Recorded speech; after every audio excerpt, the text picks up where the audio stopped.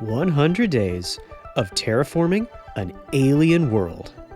After my recent successes in changing the landscape with all the flooding going on, combined with my Nuclearcraft expertise, I've been asked to head off-world to help build a brand new colony on a fresh, new desert world. And while my farming, flooding, and fission skills are pretty impressive, my flying skills, not so much. I end up crash landing far from any people or any colonies or any help, and I end up in the middle of the desert wasteland. Now, the planet does have a breathable atmosphere, and there are some trace amount of plants, but that's about it.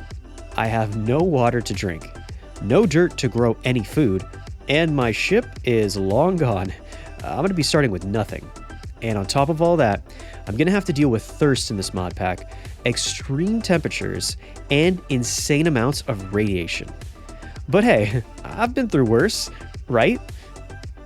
Right? And so, we wake up from our cushiony little landing on this alien world. And immediately, I'm seeing that this is nothing like our homeworld. It's looking pretty hostile, burnt up, and all dusty and red. Oh, and then we back into this familiar little site right here, a plain old cactus. Unfortunately, the terraforming didn't get too far if this is all that's here. I'm looking around to see that the sun is in fact pretty much blocked out by all this red dust, with tiny clouds of poisonous carbon in the atmosphere. That's bad news. All of these sticks out here are good news. Once again, the terraforming hasn't made any kind of lush rainforest, but this cactus and these sticks, they'll have to do. Somehow, I'm gonna have to figure out a way to survive on these little things alone. Speaking of survival, I'm pretty quickly beginning to see that not only do I have to deal with food, but water in this playthrough, along with that little bubble that indicates the heat. And if you look over all the way to the left, turns out I'm gonna have to deal with radiation as well. Speaking of heat and radiation, soon I start to get a little overheated. I start to try to run to get out of the maze, and then I start to absorb radiation. I start to peek my head out, trying to get more cactus and get more sticks, and the rads shoot up to 30 millirads. I won't be lasting long if I keep taking that.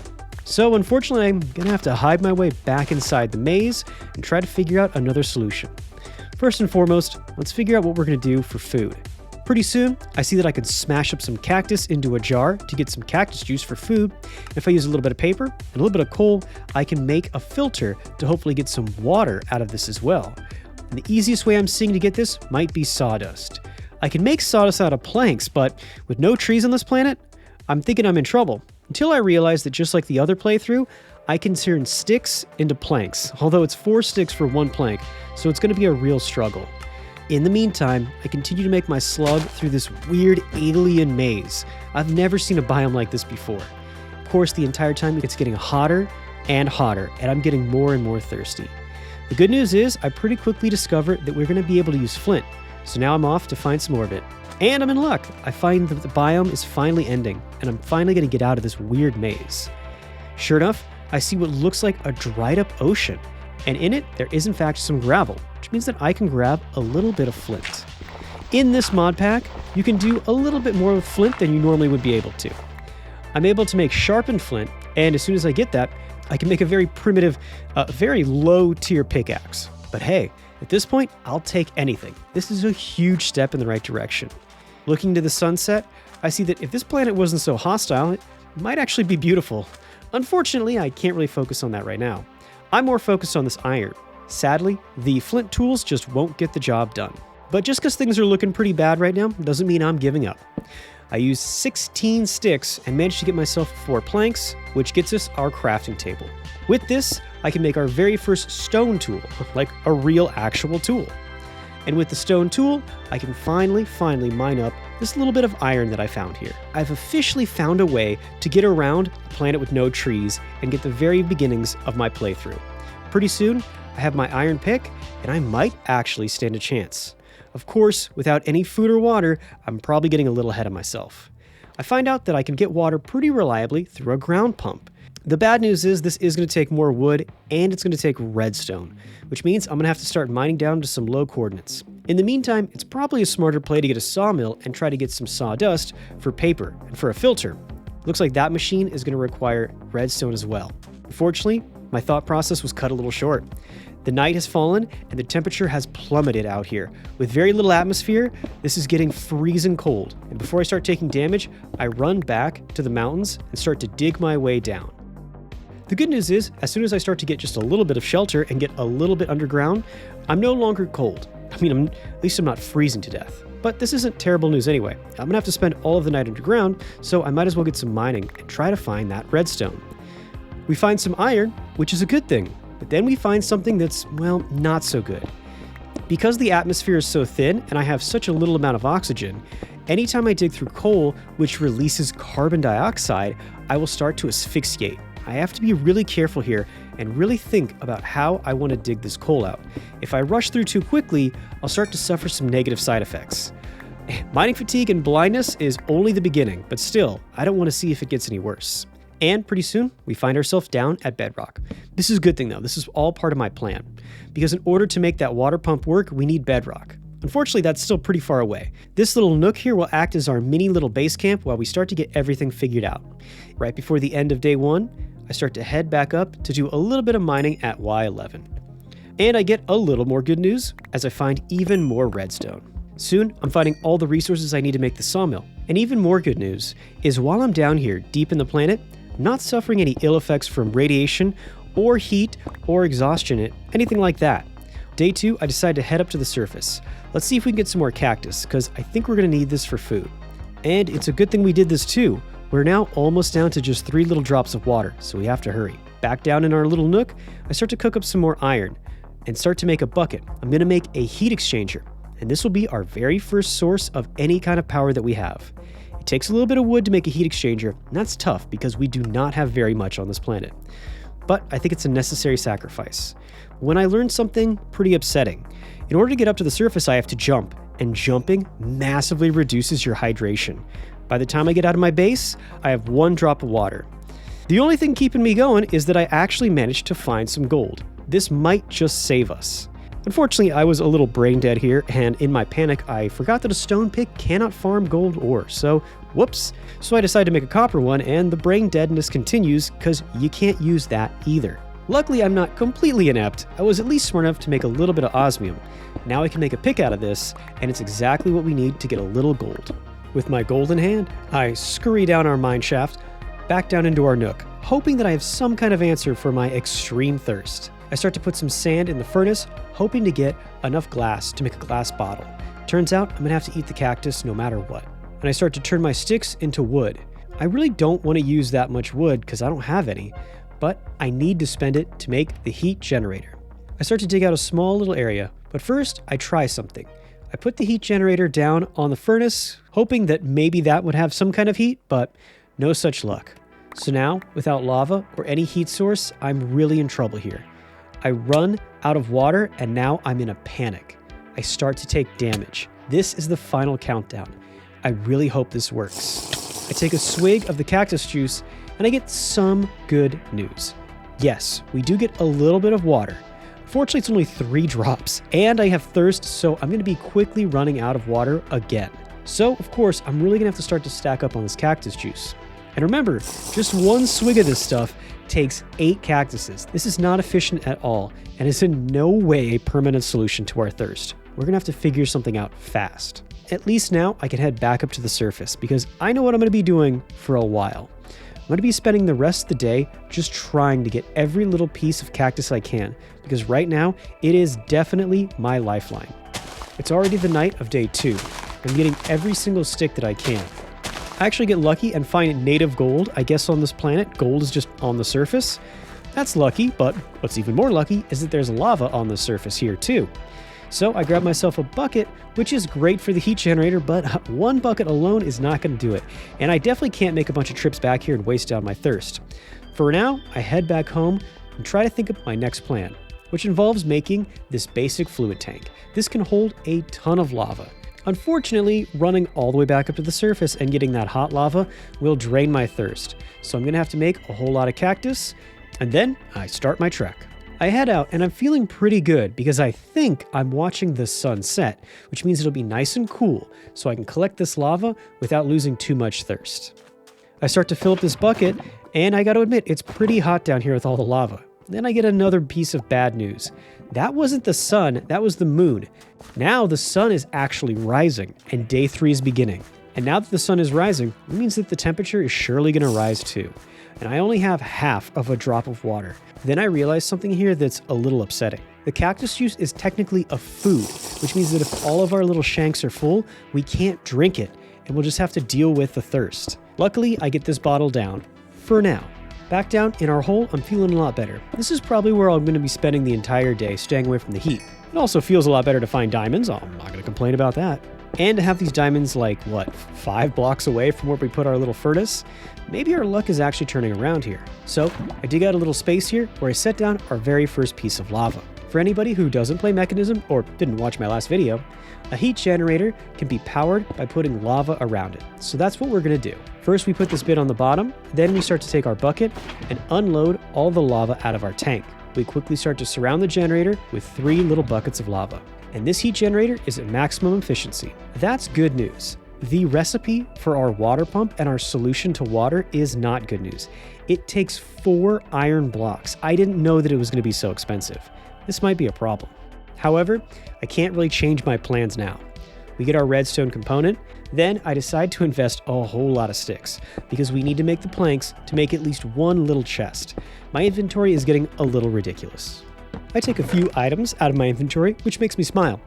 And then I look back at this recipe to get our water pump, and I see that it takes even more iron, and it takes wood too, and yeah, so much for being happy. I see that my heat generator is making a little bit of power. So let's not let that go to waste, and let's start to go mining to get all of that iron. And in the process of looking for more iron, we have come across coal. Great, I love coal. But of course, I'm reminded that every time I mine this stuff, there's a ton of carbon emissions released, and it starts to choke me pretty quickly. And in this moment, I promise myself there's no way I'm going to pollute this planet with carbon emissions. We'll see how long that lasts. For now, I don't have to worry about it. Day 3, and I'm already getting a ton of iron. But I want to make the iron last just a little bit longer, so I have an idea. What if I double my iron? Yes, it's really early on to make that push, but I think we need to double our resources now more than ever. Which means I'm going to have to go to the surface and brave the elements of this alien planet. The good news is I'm popping my head out at night, so it's a little cooler. The bad news is climbing out of that cave has completely drained my thirst, and I'm starting to take damage. But once again, remember, I kind of just have to deal with this and sort of take it.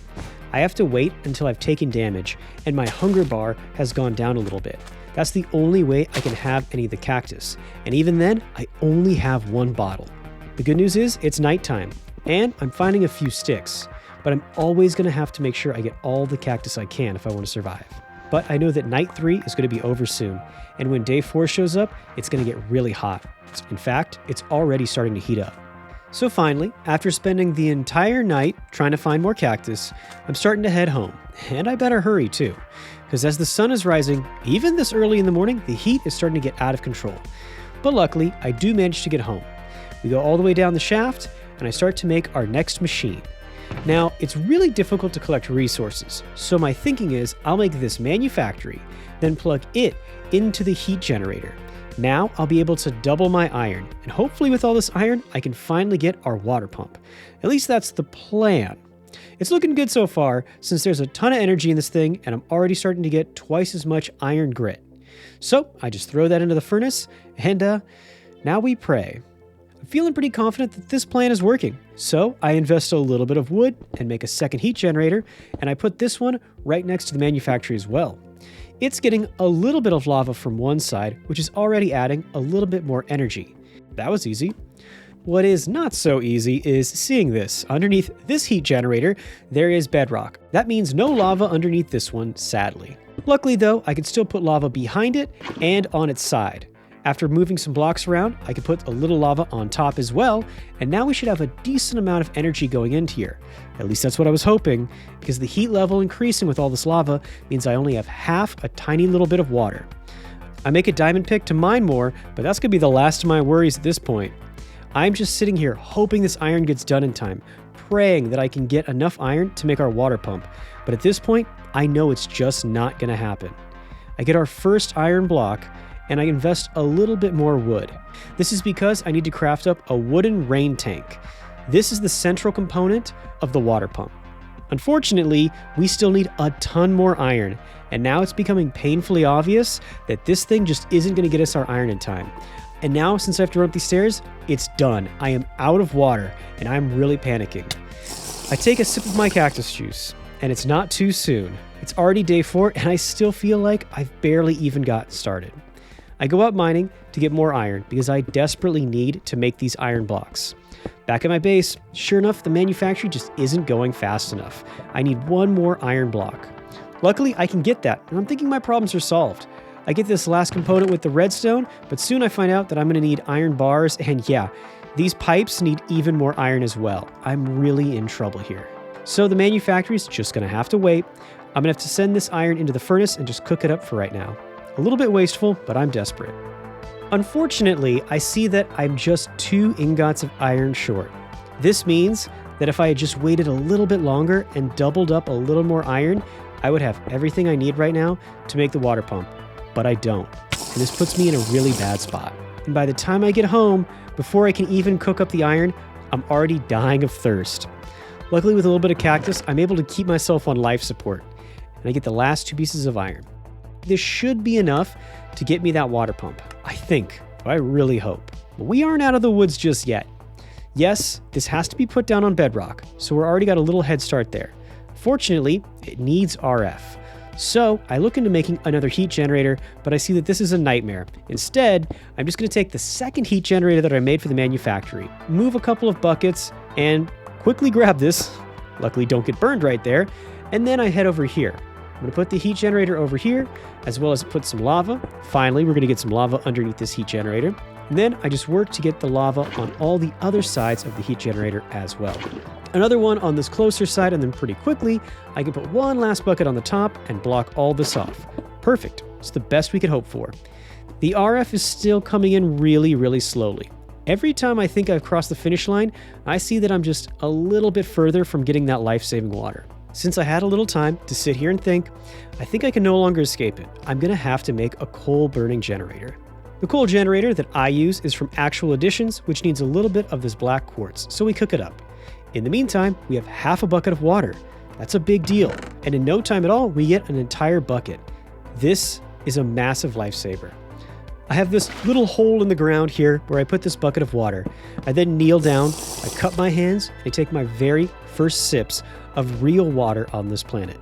It's a little bit dusty and dirty, but this is so important, and this will actually mean that we don't have to constantly revolve around getting water for the rest of this playthrough. We might be able to live to solve whatever crisis is coming next.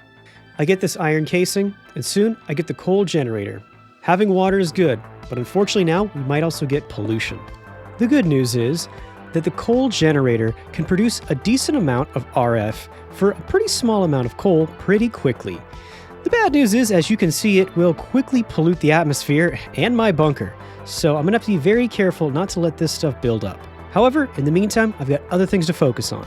Primarily, we're going to try to get some wood, and we need to get some wool. And one way we can do that is by using industrial hemp.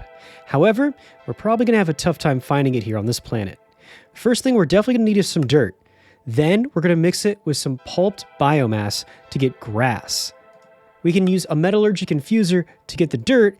Then, in the sawmill, we can use cactus to get the biomass. That means we need the sawmill now more than ever. So, we start off by getting our first copper gear. Unfortunately, we're going to need a lot more, including more iron to get this working. The heat generator just isn't getting enough energy to this manufactory, so we can really start to ramp up our industrialization if we embrace the fossil fuel usage and we move the manufactory over to the coal-burning generator. And while I'm not too happy to be polluting on this planet, at least we're getting a decent amount of water. One more bucket, of course, means that now we can make ourselves a little infinite water source. And while I am pretty happy to have our water situation looking a lot better, we still need to worry about our food. So I'm going to have to go out on the night of day 5 and try to look for some more resources to help us out. And while I'm of course looking for sticks and cactus primarily, I see the reason that they wanted me to colonize this planet in the first place. This planet has a ton of oil spewing up out of the ground. Now the American burning inside me definitely wants to go up and fill these glass bottles full of oil, but I probably need to get my priorities straight. The good news is, now that I have an infinite water source, the buckets can not only be used to hydrate, but also cool me down. The bad news is, with all this coal, I'm producing a lot of carbon dioxide. Not exactly what I was hoping for when colonizing a brand new world. And as the heat really starts to show through and my water starts to plummet, I quickly try to find my way back home. I'll admit though, it's getting a little tough and I'm getting pretty lost along the way. The water makes sure that I can last a little bit longer.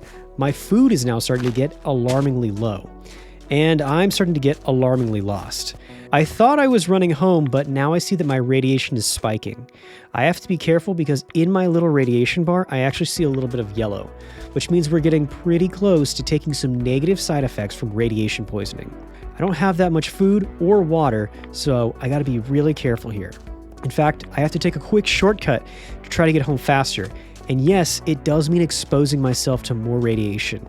If I want to continue exploring more and more on this planet, I'm going to have to make some kind of defense against all this radiation. Yes, I have a little bit of yellow in that meter. That doesn't make me happy, but it does make me happy that I got home before I ran out of food or water. But speaking of food, that's going to be our #1 priority until we get some.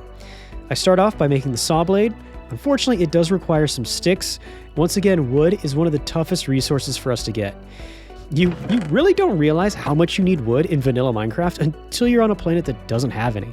I get all the sand I need to finally make the sawmill. This is exactly what we'll need to start to really terraform this planet and process some of our biomass out of all of our biological materials. Not that we have too many to begin with. For right now, we have to rely on burning cactus. This means that I have to be really careful with how I manage this. If I use up too much cactus, I'll run out of cactus juice and I'll starve. If I don't use enough, then I won't have any dirt and I'll barely be able to grow anything. Now, the metallurgic infuser has a lot of uses in Mechanism, but the first thing that we're going to do is we're going to make computer chips and infused alloys. So to do that, we're going to put a little bit of redstone in the infusing port. We start off by putting osmium in to get 2 computer chips. Next up, we add some iron to make infused alloy. The computer chips are to help us make the crusher. However, I have to admit, I forgot that this actually takes steel, and that might be a little more difficult. We're going to have to now put coal in the infusing slot. Then we add iron, and this is how we're going to make steel. We're going to craft up a second one because we need it just that badly. One of them will hold redstone, and one of them will be holding carbon. We add a little bit more carbon because we've run out. Unfortunately, we've also run out of power, which also means we need to burn up more coal to make energy here too. And I'm not proud to be burning up all this coal the very first thing that I do when I arrive on this planet, but I'm pretty desperate. Soon, we get our enriched iron. Now, once again, we have to add even more coal to finally get our steel dust. And yes, you guessed it, in order to make steel dust into steel bars, we have to use a furnace, which uses even more coal. Now you can see why a coal generator is a little frustrating. It really spikes the amount of coal usage you have to have early game. But again, I don't really have much choice. Now that we have the 4 steel, we can craft up the steel casing, which is the core central component to every single mechanism machine. And now, with those computer chips, we can finally make the crusher. The #1 reason that we're making the crusher right now is to make biofuel. Unfortunately, once again, we're going to have to crush up more cactus, which means our cactus supply is going to be stretched even thinner. But the first biofuel does show up. That gets me pretty excited, but I don't want to get carried away and put myself in a bad position. After all, the #1 thing I really need cactus for at this point is making food. Or at least that's what I would do if I was smart. Unfortunately, I'm only smart enough to grab a little bit of sand. Once we get this, we can come back down, and now we can use the metallurgic infuser. By putting biofuel into the infuser slot, we can now turn sand into dirt.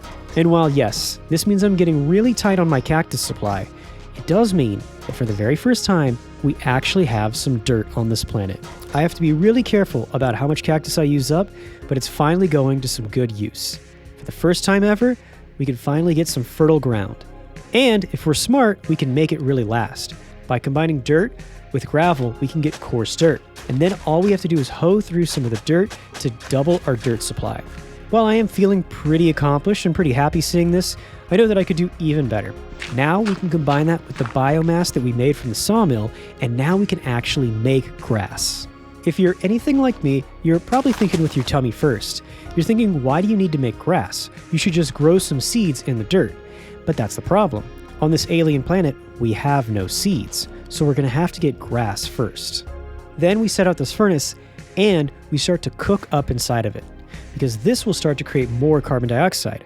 Now I know what you're thinking, isn't that a bad thing, Captain? And yes, for us people, Carbon dioxide is no good, but plants need carbon dioxide as fuel, and that carries through in the pollution mod in Minecraft, because the carbon dioxide will act as bone meal on the grass.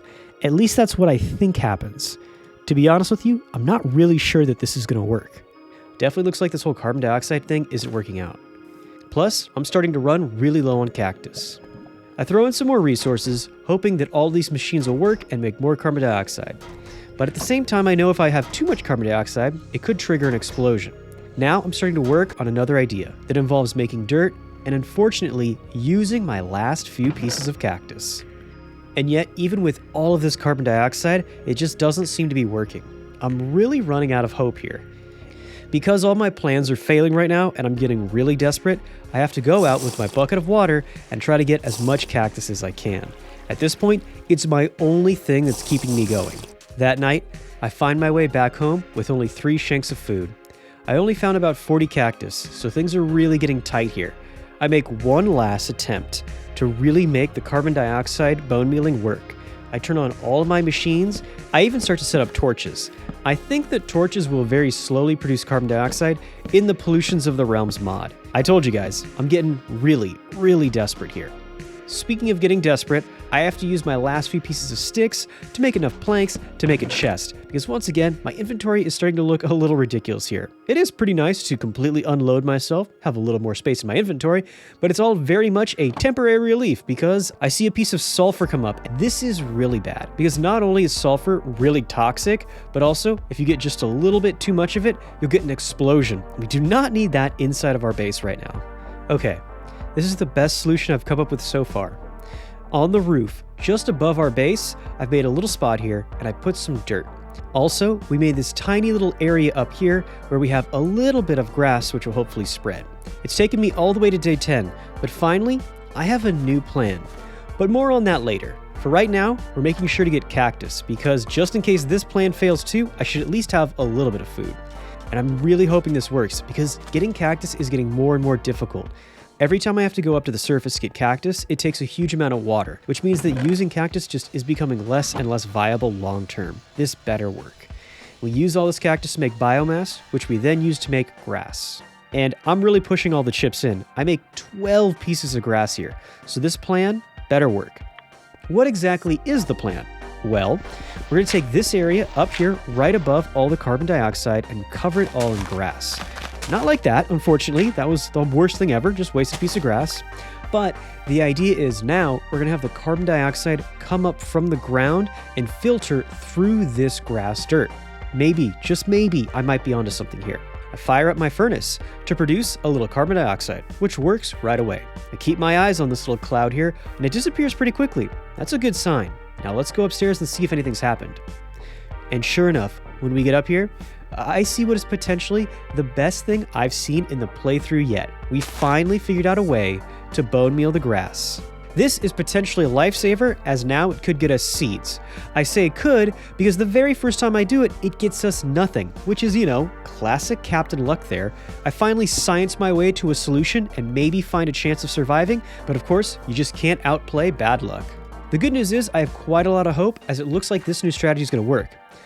Sure enough, when we go upstairs, I start to see some flowers have already started to grow. This is a really good sign. What's an even better sign is finally, we have seeds.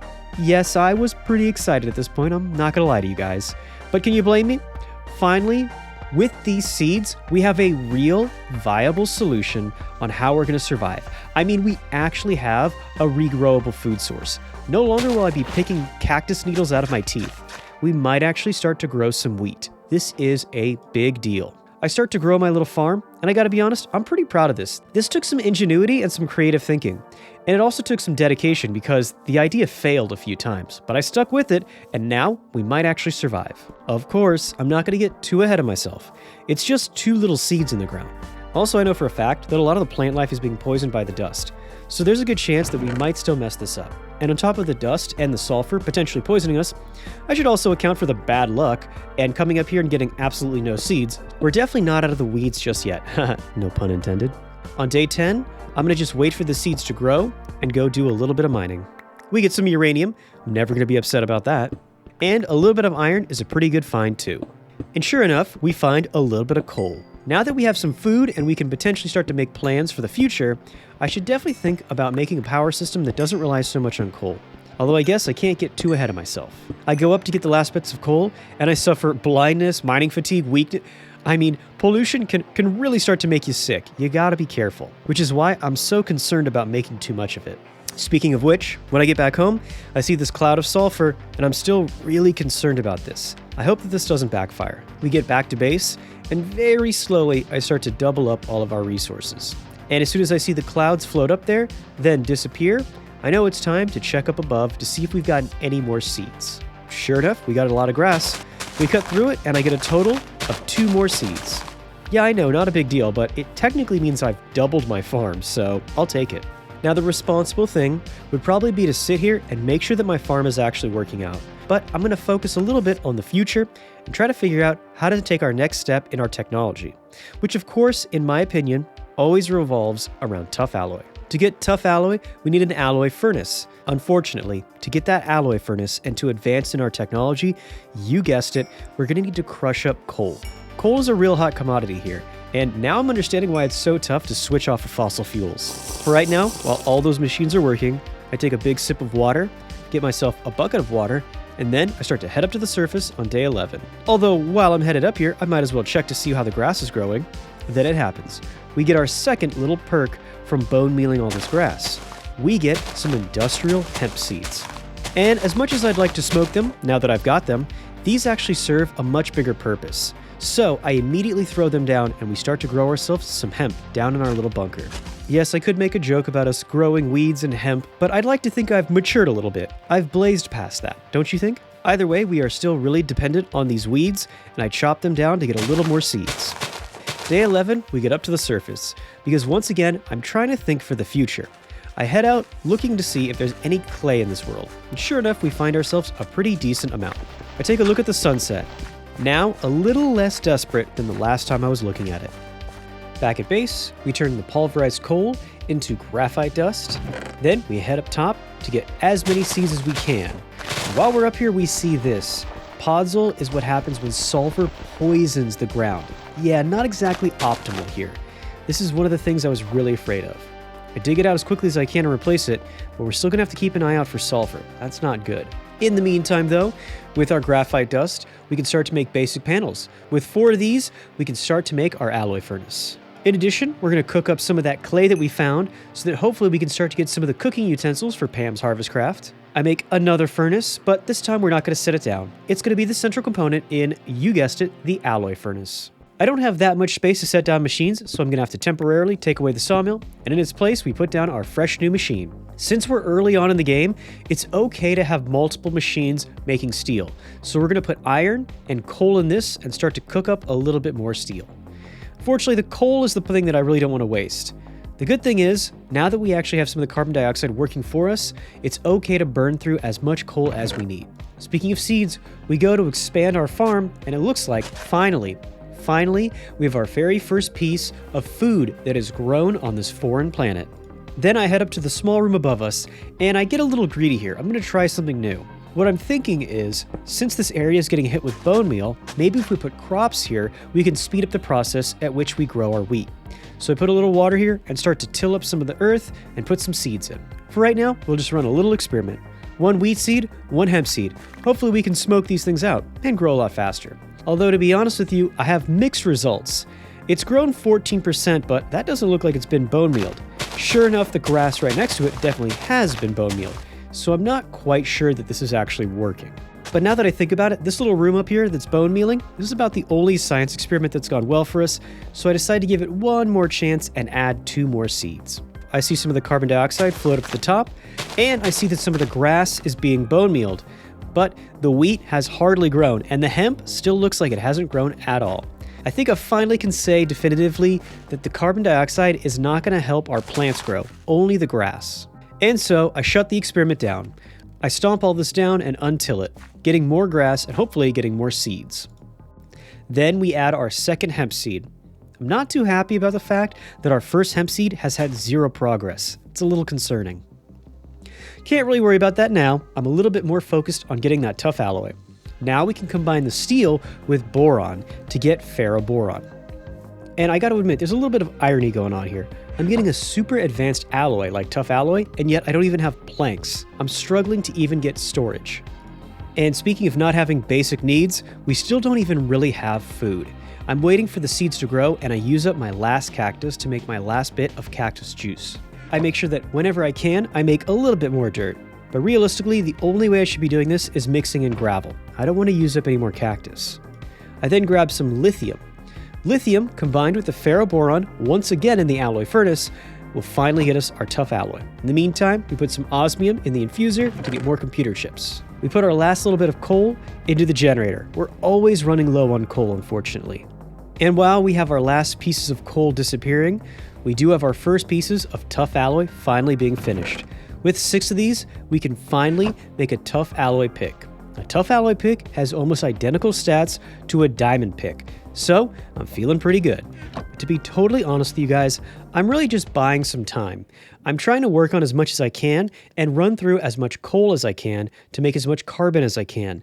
Because right now, the main thing that we really need to stay focused on is keeping these plants going. Since I'm boosting my industry anyway, I make an enrichment chamber. And this enrichment chamber is massively going to help us out. By putting 1 piece of coal in an enrichment chamber, you get compressed carbon. And compressed carbon lasts 8 times longer when you put it in a metallurgic infuser. That's really going to help us out and make a lot of steel. We take some of the coarse dirt we've made, and we continue to expand the upper area, trying to get more seeds. But we still keep some of the dirt to make sure we can always make more coarse dirt. And then we start to really expand the amount of dirt we have by laying out a ton of coarse dirt, using our hoe to turn it into regular dirt, dig it all back up with a shovel, and then combine it with even more gravel, essentially doubling the amount of dirt we have every single time we do this. This is time and manual labor intensive, but as long as we have gravel, this is technically an unlimited way to make dirt, which is really valuable on this planet. So, since it's day 13 and I'm very superstitious and very scared, I decide to spend the whole day just making dirt. After all, bad luck can't hurt us here. And after doing this for quite a while, we actually start to get a pretty decent amount of dirt. With all this dirt and finally getting some crops growing, and some decent alloys coming along, there's a lot of hope in the future, even if it's still kind of a grind. The wheat seems to be coming along pretty okay, but for right now, I'm concerned that the hemp isn't growing at all. But I've convinced myself that I'm just being impatient. I'm going to take an entire day to do a ton of mining because the hemp just needs a little more time. And it does pay off. We find some good ores, including these diamonds. And we find some fun stuff too, like suffocating ourselves in carbon dioxide. Yummy. Finally, on day 14, we come back to the base to see some bad news. Number 1, we're completely out of coal. Number 2 is that the wheat is growing really slowly. And number 3, and worst of all, the hemp just isn't growing down here. We get 1 more piece of wheat. This means we have a total of 3, so we should be able to make some bread. Now there's some good news and some bad news. I try to make the wheat, and I can't do it. That does seem like bad news because now we can't get any food. But it turns out it might actually be good news. Now that we have all this clay, we can start to make a ton of cooking utensils to help us make bread. And the thing about Pam's Harvest Craft is that if you go through all the pain of actually making bread with the salt and the water and all the baking, you can turn 1 piece of wheat into 1 piece of bread. So instead of this 3 wheat equaling a bread, we might actually be able to get a decent little dinner right here. Step 1, we're going to have to make some bakeware so we can actually bake the dough. But of course, we should probably start by making the dough. That starts by making a mortar or pestle where we can grind up the wheat into 3 pieces of flour. Then we can combine the water, the salt, and the flour in a mixing pot, and pretty soon we get 3 little pieces of dough. Then, of course, you throw the dough in the bakeware, and in no time at all, we have 3 pieces of bread. Turns out not being able to make that bread was a good thing after all. And pretty soon, we can fill up our entire bellies with our foreign alien-grown bread. It's got a little bit of a tanginess to it. I like it. We're going to have to get even more crops. I mean, a planet just covered in wheat isn't too impressive. You're probably wondering, how are we going to do that? Well, there's a couple ways we can, but one of the first ways will involve trying to get that hemp to grow. In the meantime, we're going to use our carbon in the enricher as best we can and try to make a little bit more steel. Speaking of biodiversity, one of the big things that we want to focus on growing is getting more wood. We need to find a way to somehow get these hemp seeds that aren't growing and all of this wheat and get trees out of it. but that might take a little bit of ingenuity itself. In the meantime, we just have to struggle with having absolutely no chests. I have to take all of my machines and just set them out on the ground. Even if I'm not using them, they have to be put down somewhere. I have no more space in these chests. But I still need to figure out how to make the next step forward, because we're continuing to grow more and more pollutants, which means that if we don't figure out some way to move forward, we might start to take a few steps backwards. Speaking of pollutants, I swear I had 5 pieces of hemp here, and I'm pretty sure that the sulfur is killing off our hemp. It's been here for a few days now and has still made no progress. Something is very wrong here. Also, I try to pick up one of the seeds to move it away from the sulfur, and you can't get the seeds back, so that's another piece of bad news. And I gotta be honest with you guys right here, my entire plan on how to terraform this planet was revolving around this hemp, and it's not going well. Good news is, I go upstairs, and out of the grass, I do manage to find one more hemp seed. This time, I will not be planting this down in the failed farm. Instead, I go up to the surface, because my theory is now, maybe the hemp just doesn't grow underground. I have a little bit of hope here. I'm thinking that this might be an option that works, but deep down I know that I'm still gonna have to wait even longer for this to grow. At the end of the day, I come back to see that the hemp has made no progress, but I'm gonna be honest with you guys, maybe I'm just being a little impatient here. I was pretty frustrated, no lie. The good news is, every time I hit the grass up here, I am getting some hemp seeds. The bad news is, I am in fact killing off the hemp down here. Now it's really important that the hemp outside grows, because I don't know what else to do if it doesn't. To be totally honest with you, this should be a really happy moment. Like, I've done a pretty good job of getting some alien-grown bread. I'm the first person to ever grow any food on this planet. And yet, with all this hemp not really working out, I still can't help but be really upset at this moment. But I'll be honest, eating some carbs, it does help a little bit. Looking at this ridiculous absolute joke of an inventory and realizing that I only have 2 available slots left, okay, doesn't make me feel so good. Right back to feeling sad. Back up on the surface, that night, I put down my second hemp seed. Unfortunately, the first one is showing no sign of growing. But in the back of my mind, the fear is starting to grow that maybe, for whatever reason, whatever's going on in this mod pack, maybe this planet just cannot support the growth of hemp. I might be in real trouble here. On the start of day 16, the only thing I can focus on is this hemp gonna grow? I go back up to the surface to see that it isn't. I go back down my mine shaft pretty defeated to see that this hemp isn't growing either. This hemp has been here for almost 4 whole days and hasn't grown. This is a big problem. I try to occupy my mind by doing a little bit of mining and try to get as much industry going as I can. And then I see that some of the sulfur is actually eroding away at the stone, making cobble. This is really bad. On top of all that, the hemp just isn't growing, so I cut it out so I don't have to look at it anymore. I put some wheat seeds in here since that's the only thing that's actually going well for me. I try to get myself focused on making some kind of progress. Maybe I can make radiation shielding to protect myself. To make any better shielding, we need reeds. Yeah, that's right, we need more biological diversity, and I'm struggling to get hemp growing. No matter what I do, I can't stop thinking about this stuff. Finally, I decide to use some of my sticks. I get a little bit more wood, and eventually I make enough planks so that I can actually make 2 whole chests. My inventory is starting to get a little bit ridiculous here. So I set down these 2 chests, and I start to divide everything up. I'm spending some time organizing. That's weird. I'm the captain's TV. I never organize. It's pretty obvious that I'm just killing time here. Like, I am not in the right spot mentally. I'm clearly just trying to run away from the truth, which is I have no hemp growing, and it's a big problem. Things are starting to get a little bit dicey here. I'm a little bit concerned. At day 18, I go up to the top, but I do in fact find out that there is hope. Because yes, in fact, the hemp is just barely starting to grow. Up here on the surface, at least one little hemp plant has actually started to grow. Right now, we only get 1 seed and 1 little piece of hemp, but I'll take it. What's more important than actually getting the hemp is knowing that it's growing this whole time. I head out to get a little bit more cactus because I know that the hemp is still going to take a long time. In truth, my highest priority should be continuing to terraform this planet. And I've decided I'm going to work with the organic matter to help spread the organic matter. That means our primary source of energy right now will be a biogenerator. But honestly, I'm pretty happy to have all this hemp. And on day 19, we're looking pretty good. Essentially, we're going to be relying on wheat, not only as food to keep us alive, but it will also serve as our primary energy source for all of our industry. Because of that, I make no hesitation whatsoever and quickly start to expand out a second farm. And now, we will live or die based all around our botany skills. Speaking of botany skills, Now it's time to finally show you why I was so excited about that hemp, as we can turn it into string. 3 hemp equals 1 string. It's pretty expensive, but this is a pretty good way to start growing more string. And so, as a way to protect myself, what I'm gonna do right now is turn all of my wheat into bread. This is because I know myself. I have a tendency to go a little overboard, and I might throw all of our organic matter into the industry to get our power up.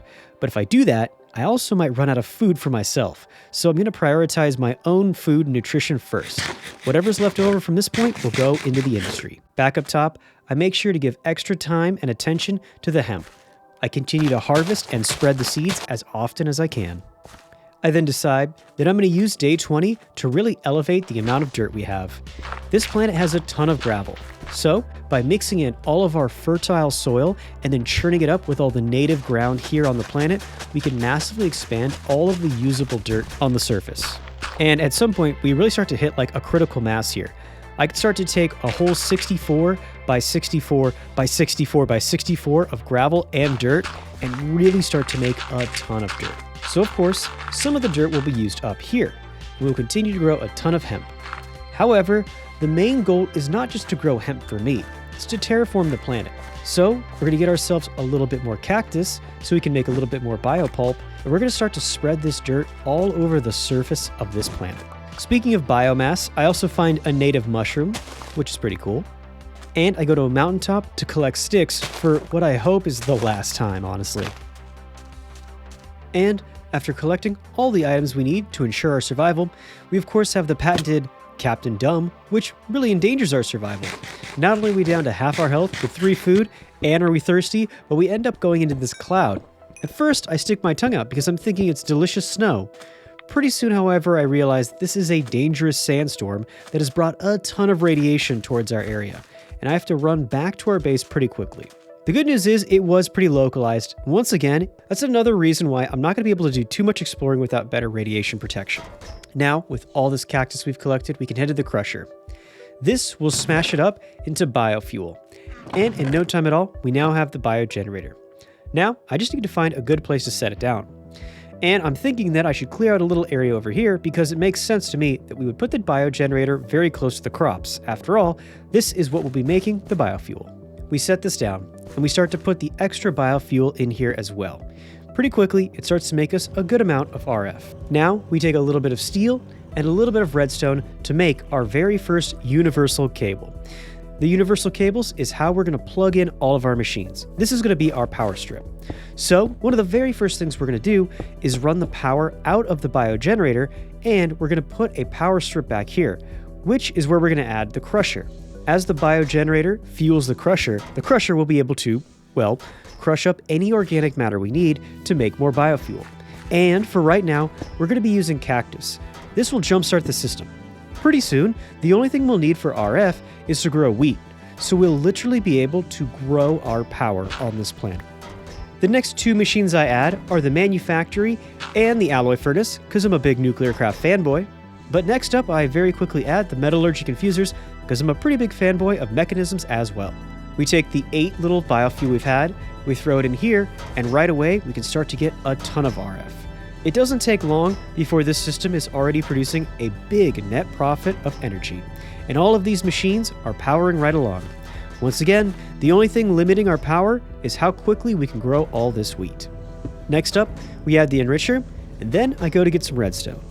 For anybody who didn't watch my last video, just like with carbon, you can put redstone into an enrichment chamber, and it will get 8 times the use out of the redstone when you put it into an infuser. So, as you could have guessed, one of our infusers will be redstone, the other carbon. I check our crusher to see that we've already got quite a hefty amount of biofuel. We fill this tank over here with biofuel, and basically now, this thing is a biological battery powering our base. That's pretty good. The pollution it's producing is maybe not so good. I go upstairs to see that there has been a ton of podzol, and therefore a ton of sulfur being produced. Remember, we have to be careful about this stuff, because if it builds up, it will explode. Pretty soon, all of the enriched redstone we're getting is going into the infusers to make computer chips and infused alloys. Eventually, I have enough steel to make a steel casing, and pretty soon, I get the electric smelter. This is the electric furnace of mechanisms. I then put it in place and get it connected to the enrichment chamber. The enrichment chamber will double our ores just like a manufactory, and this will send it down to the smelter machine here, which you can see has 3 slots. Basically, this machine is 3 furnaces all packed into one. It allows to cook up all of our bars at 3 times the speed. So I decided to test it out. I take some copper ore and I throw it in the enrichment chamber. Now, this should be crushed up, and as soon as it's done, it'll go down that pipe and end up in the smelting factory. In the meantime, we're cooking up more materials in the infusers to continue to upgrade this system. What I'm going to do is put a chest up here above the enrichment chamber. I'm going to put all of my raw ores in there. They will then go down into the enricher, where they will be doubled. Then they'll go down into the smelting factory. But first of all, we have to figure out what's happening here. It turns out all these machines are making a ton of dust, and the dust is killing off my farmland. Not a good thing at all. I think pretty quickly, and I realized that if these machines are producing the dust, I can make a trench right here, which will collect all the dust. Almost immediately, all of the dust starts to fall down into the hole. It's a pretty ingenious, quick solution, but obviously I'm gonna have to find a more permanent way to get rid of all this dust.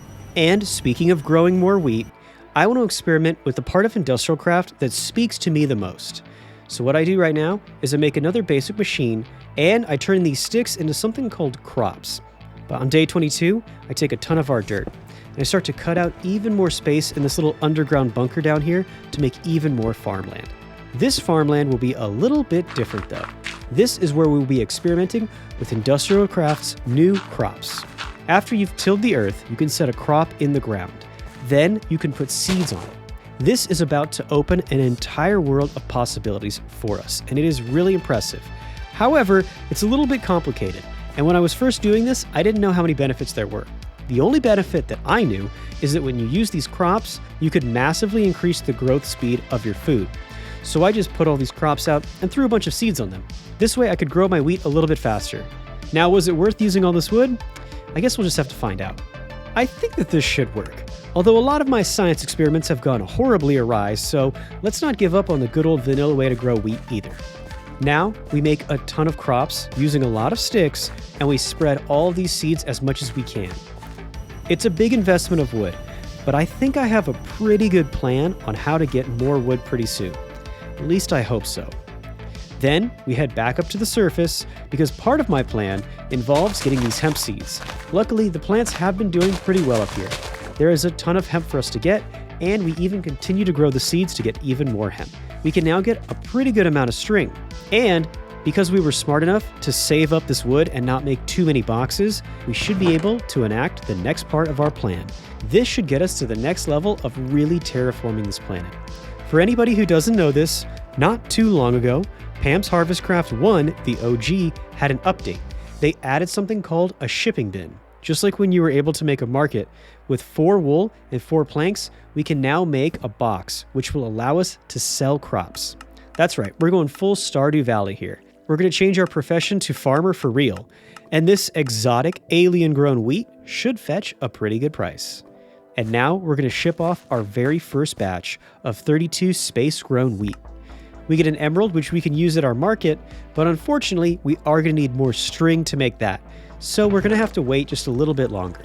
For now, we're just going to have to spend some time and take it slow tending to our crops. Because now, you have to keep in mind, our wheat will not only be our food source keeping us alive, in addition to being our energy source to keep our industry going, now it's our revenue. That means that the wheat is going to be split 3 different ways. So it's really important that we stay on top of it growing and also don't waste it. The good news is, by day 23, we have so much wheat making so many seeds, we've pretty much already hit that tipping point where we're just going to get exponentially more crops. Or at least we better. Back outside, we get a ton more industrial hemp, and we can make a ton more string. With this, we have enough string to make enough wool to finally make our market. We craft that up, and then we set it down next to the shipping bin. And I know all the veterans know I'm repeating myself, but for everybody who hasn't seen me play Harvestcraft, using emeralds here at the market, you can buy almost every type of food and plant you can think of. In addition, in the original Pam's Harvestcraft, which is what we're playing, you can also buy animals. While I'm looking at things like chickens and cows and I'm getting very tempted, the truth is I know what I have to get first. I have to get some kind of wood source. Unfortunately, saplings cost 3 emeralds. We only have 1, so we're still going to have to wait just a little bit longer. In the meantime, I can't help myself. I use our one little emerald to get melons, because I read in my comments earlier, thank you by the way, that a common meta in Mechanism is to use melon power. Melons grow quickly and infinitely and can be made into a lot of biofuel. Sounds like a good plan to me. I hope using all these sticks was also a good plan. We'll see. I start to look through all of the crusher recipes, trying to figure out which one gives us the most bang for a buck. How are we going to get a good amount of biofuel? Then of course, I come across those melons. I think it's time to go for melon power. However, it doesn't matter how much I scream at this little plant, it isn't growing any faster. What is growing pretty fast is these crops that are on these stalks. I'm thinking that those might have actually been worth the investment. I know that the biogenerator definitely was, because now we've got a fully powered laboratory here that's looking pretty good. We've gotten into the mid-game pretty well. The only problem is, even though I've got a pocket full of bread and our machines look pretty good, we're still not making any emeralds. I decide the best answer is just to let everything grow. So I make a brand new tough alloy pick, and so I head out to do maybe a day or so of mining. One of the big things that I'm looking for is andesite, because that's how you get beryllium. And on day 24, we managed to find ourselves a pretty good amount. We also find some iron, that's always good. So we get back to base, and we start to throw all of our ores into our enrichment chamber, which is exciting, but the real thing I'm excited about is just how much the crops have grown. Just like I predicted, if you grow crops on sticks, they grow much faster, and these things really came through quickly. Now that we're essentially just waiting for all the crops to grow, I take a minute to try to plan out for the future. I want to get a rock crusher going pretty early. This way, if we decide to make a nuclear reactor, we have a little bit of a head start. Plus, the rock crusher isn't too expensive. It just takes a little bit of steel. I throw that here in the factory, only to realize, whoops, we're completely out of power. So I have to pick some wheat so we can start to crush it up into fuel. However, I get 32, and I'm not gonna lie, I am really tempted to sell it for emeralds. Like, I get really tempted. Like, I actually sell all of my food for 1 emerald. Now, I have absolutely no biofuel going. Yeah, the capitalist inside of me might have won out here, because now we're in a really awkward position.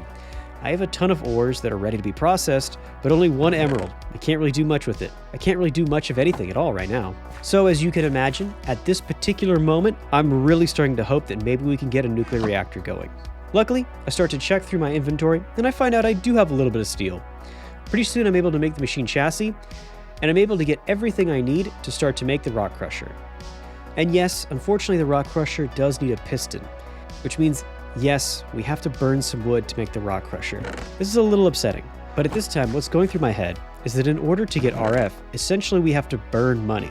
We have to burn off all of our biofuel in order to get our industry running. So I want to try to divide that as quickly as possible and find another energy source. And while in theory that might be a good idea, we're stuck here with no money and no power at the moment. So this might be a little bit of a stretch. Luckily, we had so many materials done, we did manage to get the rock crusher, which is great, right? Well, we can set it up and then it basically does nothing because once again, we don't have any power. So I have to go through and get all the wheat that I can. Only about 6 right now. I can crush that up and at least get started on making something in the rock crusher. But honestly, at this time, I'm thinking that maybe trying to rush a nuclear reactor is not such a smart idea. To be totally honest with you guys, I was at a really weird crossroads here. I was walking through my plants and looking at everything I'd accomplished, and I was trying to get to the nuclear reactor. I know you guys love to see it, and I love making nuclear reactors too. But I want to do something a little different in this video. After all, this video is about terraforming. So I took an emerald, and I decided to use it to get more melon seeds. Yes, that's right.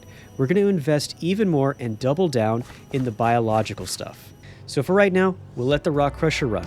But we won't be getting a nuclear reactor for a little minute here. We need to focus on getting more energy and better efficiency out of our biological fuel. One way to do that is to make a gas-burning generator. In my last video, I made a gas-burning generator, and I actually really liked it. I thought it was pretty good for everything that I needed. And now that I'm pretty confident that I can get it running, even though I'm in a really dire position, I think that that might be the best play. This is how we're going to make the electrolytic core. We smash up a little bit of our iron, but we're going to need a lot more because now the next thing we need is infused alloy. Infused alloy is made inside of a metallurgic infuser with a little bit of redstone and a little bit of iron. No problem, right? Well, we only have about 9 iron left. We're getting really tight on this resource. We might not have enough here. Then, to make both the electrolytic converter and the gas generator, we need a steel casing. Yes, you guessed it, to make steel, we need iron, so we have to stretch our iron supplies even thinner. At this moment, I'm really starting to feel the effects of stretching myself so thin. I really shotgunned myself and went in a bunch of different directions, and now it's starting to slow me down. I tried to use stick crops and also vanilla crops. I also tried to buy melons instead of investing all that into biofuel. Then I got a rock crusher to try to get the nuclear reactor, and because I didn't focus myself, now I'm in a really awkward position. All I can really do at this moment is run around and try to harvest all my crops. The good news is, if I'm just a little bit patient, I can keep all these machines going. And soon, we get an electrolytic core. Now we should be able to make the gas-burning generator. And we can. Just barely, we can. Unfortunately, now we need to make the gas. This means we need an electrolytic converter. And that's a whole nother machine that I forgot about. Now, to connect all my machines, we're going to need some pipes. And unfortunately, pipes need steel. Once again, we're really taxing our iron supply. This is getting to be a problem here. We only have about 15 iron left, so I have to make sure that I use every bar correctly. For those of you who didn't watch my last video, this setup here should really help us to get a more efficient way of using biofuel. The biogenerator by itself is a pretty good way to get energy, but you should definitely upgrade to this system as soon as you can. But of course, if you do know how to use this new system, you'll know that I'm missing one key machine, and that is the pressurized reaction chamber. And of course, this machine needs, yeah, you guessed it, even more steel and even more iron. We're down to our last few bars of iron. This is really getting tight. I find this little spot here in the corner. This is where we're going to put our water. Of course, that means we're also going to need a water pump. Yes, another machine. But I promise you, this is all worth it in the end. For right now, let's focus on getting the pressurized reaction chamber. In order to get it, we have to make an enrichment chamber. Then, once we have the enrichment chamber, we have to essentially upgrade that, which requires even more iron. We have to make a dynamic tank, which is even more steel, and we're going to need infused alloys and a few more things, which do require more iron. We're getting really close, though. 3 more osmium, and we should have it. We wait to get that last little bar of osmium, and now, finally, we should have our pressurized reaction chamber. Perfect. We'll go ahead and set this right in the middle. Then we'll connect everything with pipes. Now, only one more machine left. We put the water in the back there and get ready to make our pump. The good news is the pump isn't too expensive. Yes, it takes a steel chassis, but we already have a good amount of steel. And it does take a bucket, but 3 iron isn't too crazy. Another piece of good news is we finally have grown our melons. Now we are just that much closer to getting our melon power. This should be a really big boost. Now I'll admit, I've been making some questionable decisions this playthrough that have really managed to slow us down. But one thing I know I'm not going to do is I'm not going to waste these seeds. I'm going to immediately plant them and start growing even more melons. So after setting up a little melon farm over here, or at least getting it started, I head back to our project, getting that pump. We get it set right here, hooked up to the power, and right above the water. Now we just need to connect a pipe into the electrolytic separator. And there we go. Now water will go into the separator and be split into hydrogen and oxygen. Now the oxygen is great because we can just vent this out into the atmosphere. It'll help us terraform this planet and make it more habitable right away. The hydrogen, however, is the real reason we're here. We need this to continue to make more power. This means we have to connect a pipe to move the hydrogen over to the pressurized reaction chamber. Unfortunately, if you watched my last video, you probably already know this, but these machines are really finicky. It's really weird and difficult to get all the gases out of these machines. So, in order to help me out, I craft up a configurator. This is a tool and mechanisms that really helps you try to configure everything. I go over to the pipes and try to configure it so that the hydrogen will move into the pressurized reaction chamber. Unfortunately, even the configurator isn't enough to save me here. And after messing around with this for way too long, I figure out that it wants to give out the hydrogen on the left side. So, as soon as I put that pipe there, it immediately starts to fill up with hydrogen. You can see it getting cloudy and white in there. Now all I have to do is just run the pipe all the way over to this machine. And sure enough, it actually works. Now the pressurized reaction chamber has water and hydrogen. Pretty good, except you'll notice it's not running. Not just yet. We take some wheat and run it over the crusher and start to crush up some more biofuel. We're going to take some of this biofuel for another purpose. Then I can take this little sample here. This will at least help us get started on making some more efficient energy. By taking water and hydrogen in a pressurized reaction chamber, then adding a little bit of biofuel, it will start to make ethanol. And ethanol is the gas that we're actually going to be burning to make our energy. By doing this, we will get way more efficiency out of our biofuel. That means we literally will be burning less money and less food. It's a pretty good deal if you ask me. Right away, after we plug the reaction chamber with a pipe, the gas burning generator immediately kicks into gear, starts to make a ton of power with the ethanol. This entire little system here is finally working. With this system that we just set up, we will have a far more efficient way to use our biofuel and to keep our RF here for good. Now we take some of the biofuel being made out of seeds, throw it right in here, and in no time at all, we're pumping out a ton of ethanol. And with this setup, we've essentially nailed a very effective, very popular way to get energy in the mid-game of mechanisms. Often called Melon power, using this setup right here is one of the best ways to get a ton of RF. Sure enough, we've been able to sell enough wheat to get 3 emeralds. You guys know what that means. Now we can go to the market and we can buy our very first tree. And if you didn't think it was going to be a spruce tree, you weren't paying attention. Number 1, it's spruce, need I say more, but number 2, if we can get 4 saplings, we can make a massive tree and get a ton of wood, exactly what we need. And speaking of all this biological matter, I decide perhaps it's time to touch grass. I haven't been outside in a couple of days, so maybe it's time to head up to the surface. I pop my head out from underground, and that's when I see it. We've done so much good work introducing oxygen and carbon dioxide and other greenhouse gases, in addition to water vapor, into the atmosphere, that we've actually started to see our very first, very thin, but very real clouds. The dust is starting to slowly fade, and I'm getting a lot more visibility, and up in the sky you can see very thin little sheets of clouds. I'll admit, the planet still definitely looks very, very alien, but it's definitely got a really beautiful look to it. I think it's really cool that we're getting to transform the planet itself as we play. We get a little bit of dirt and put down our very first tree sapling on this planet. Finally, a sunset that isn't just pure red. This has a slight golden sheen to it I really appreciate. We've earned it. But of course, we're not done yet. We start to make a ton more dirt. I find this little hill right outside my base and I start to set down a bunch of this dirt. Because remember, we don't just want to make a few crops down in a bunker underground. We want to terraform this planet. This hilltop will be the first green spot of this entire planet.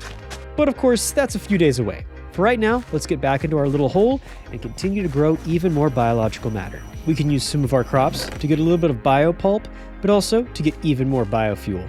Now, this stuff is going to last a lot longer since we have a better system for using it and making RF. Now I can focus even more of my crops on trying to find ways to spread more life to this planet. But if I use no biofuel at all, then I'll really be able to start spreading life to this planet. So I start to make our separator. It's a pretty basic machine, but you're going to need it if you want to have a fission reactor. The separator will slowly process our uranium, separating out all the 235 from the 238. And I set it way over here in the back. I put some uranium in it and just kind of let it do its thing. It's going to take a long time to get all of this cooked up. To be totally honest with you though, I'm not really in a rush. The new Melon power system that we have is pretty good. Honestly, making a fission reactor is more of a dream at this point. Finally, on day 29, we head up to our brand new world, looking a lot cleaner. Then I decide to add some grass. We're going to spread this up here as well. But to be honest, I'm going to have to stay focused for a little while and just make sure I'm taking care of all of these crops. I get some of these melons, and then I find that all of this wheat on the crop stalks are doing really well. They're growing super fast, and we've gotten a ton of wheat right now. The uranium is all starting to separate out pretty quickly. In Nuclearcraft Overhaul Edition, you can combine zirconium with your fuels to make them even hotter. It's a little bit dangerous, sure, but it is a way to get more efficiency out of your fuels. So that's what we're going to do. At the end of day 29, sadly, we do not have our tree growing yet. But once again, I'm going to be a little bit more patient. And while all of this progress is really starting to make me happy, and we're really starting to change the look of this planet, I still need to figure out how to get things like reeds. After all, they're going to be a really big part in making our radiation shielding. This planet still does have quite a bit of radiation. In the meantime, though, I decide it's better to have a little bit of protection than none at all. I start to take all the tough alloy we've made and make a fresh set of clothes. Then I craft up 4 light shields. When your armor is at full health, you can combine it with light shields to get some slight radiation resistance to any set of armor that you want. So now our entire set of tough alloy gives us a mild bit of protection from the radiation. And so we harvest up a ton of our melons. So I decide to sell them for a quick emerald. Then we do the exact same thing with the wheat. Pretty soon, we have a good amount of food, energy, and now we're even making some emeralds. Now that we've got so many melons growing, we finally have a good amount of biofuel. I can start to experiment with these crop plots and get the actual use out of them. See, Industrialcraft crop plots are not just about growing your crops a little bit quicker. Now, if we do this right, we might be able to experiment with crossbreeding. Industrialcraft crossbreeding is really tough, but if you know what you're doing, it's actually insanely useful, especially if there's some crops that you just can't find. For example, being on an alien planet. We go through and we cut out every other crop, basically making a checker pattern. In between all of these crops, once they're fully grown, we can add more crop plots that are blank. However, instead of just making them normal crop plots, we add a second crop plot, making a T-mark like this. Now, eventually, the 2 crops that have grown will spread to this crop plot, and it will make a crossbreed plant. At least I think that's how it works. To be honest with you, I've never done this before, and I was really struggling. But you'll see all that very soon. I knew that I had to try to figure out crossbreeding, because I was realizing there's quite a few crops that are not available to purchase in the market. Pretty soon I realized that some of the crops that I had as a T-pose so that they could be crossbred were starting to grow crops. I didn't plant these. These were growing on their own. Unfortunately, they look a whole lot like weed seeds to me. I don't really think there's been any crossbreeding here, but I'm glad that at least something is happening. And as riveting as this is, though, it is still, watching plants grow. So we can't just sit here all day. We go back up to the surface to see just how all of the grass has been growing. I decide to head out that night and hopefully make a little bit of progress. I haven't gone on a long and good mining run in a while, so I'm going to spend the next day or two just trying to get as many ores as I can. Back at base, I start to cook up the gold. Unfortunately, this also brings us some bad news. The thing about the crossbreeding crops is that sometimes they can get weeds on them. Weeds are pretty bad because, as you can see, they're starting to turn some of my farmland into dirt, but also they're actually killing the neighboring crops.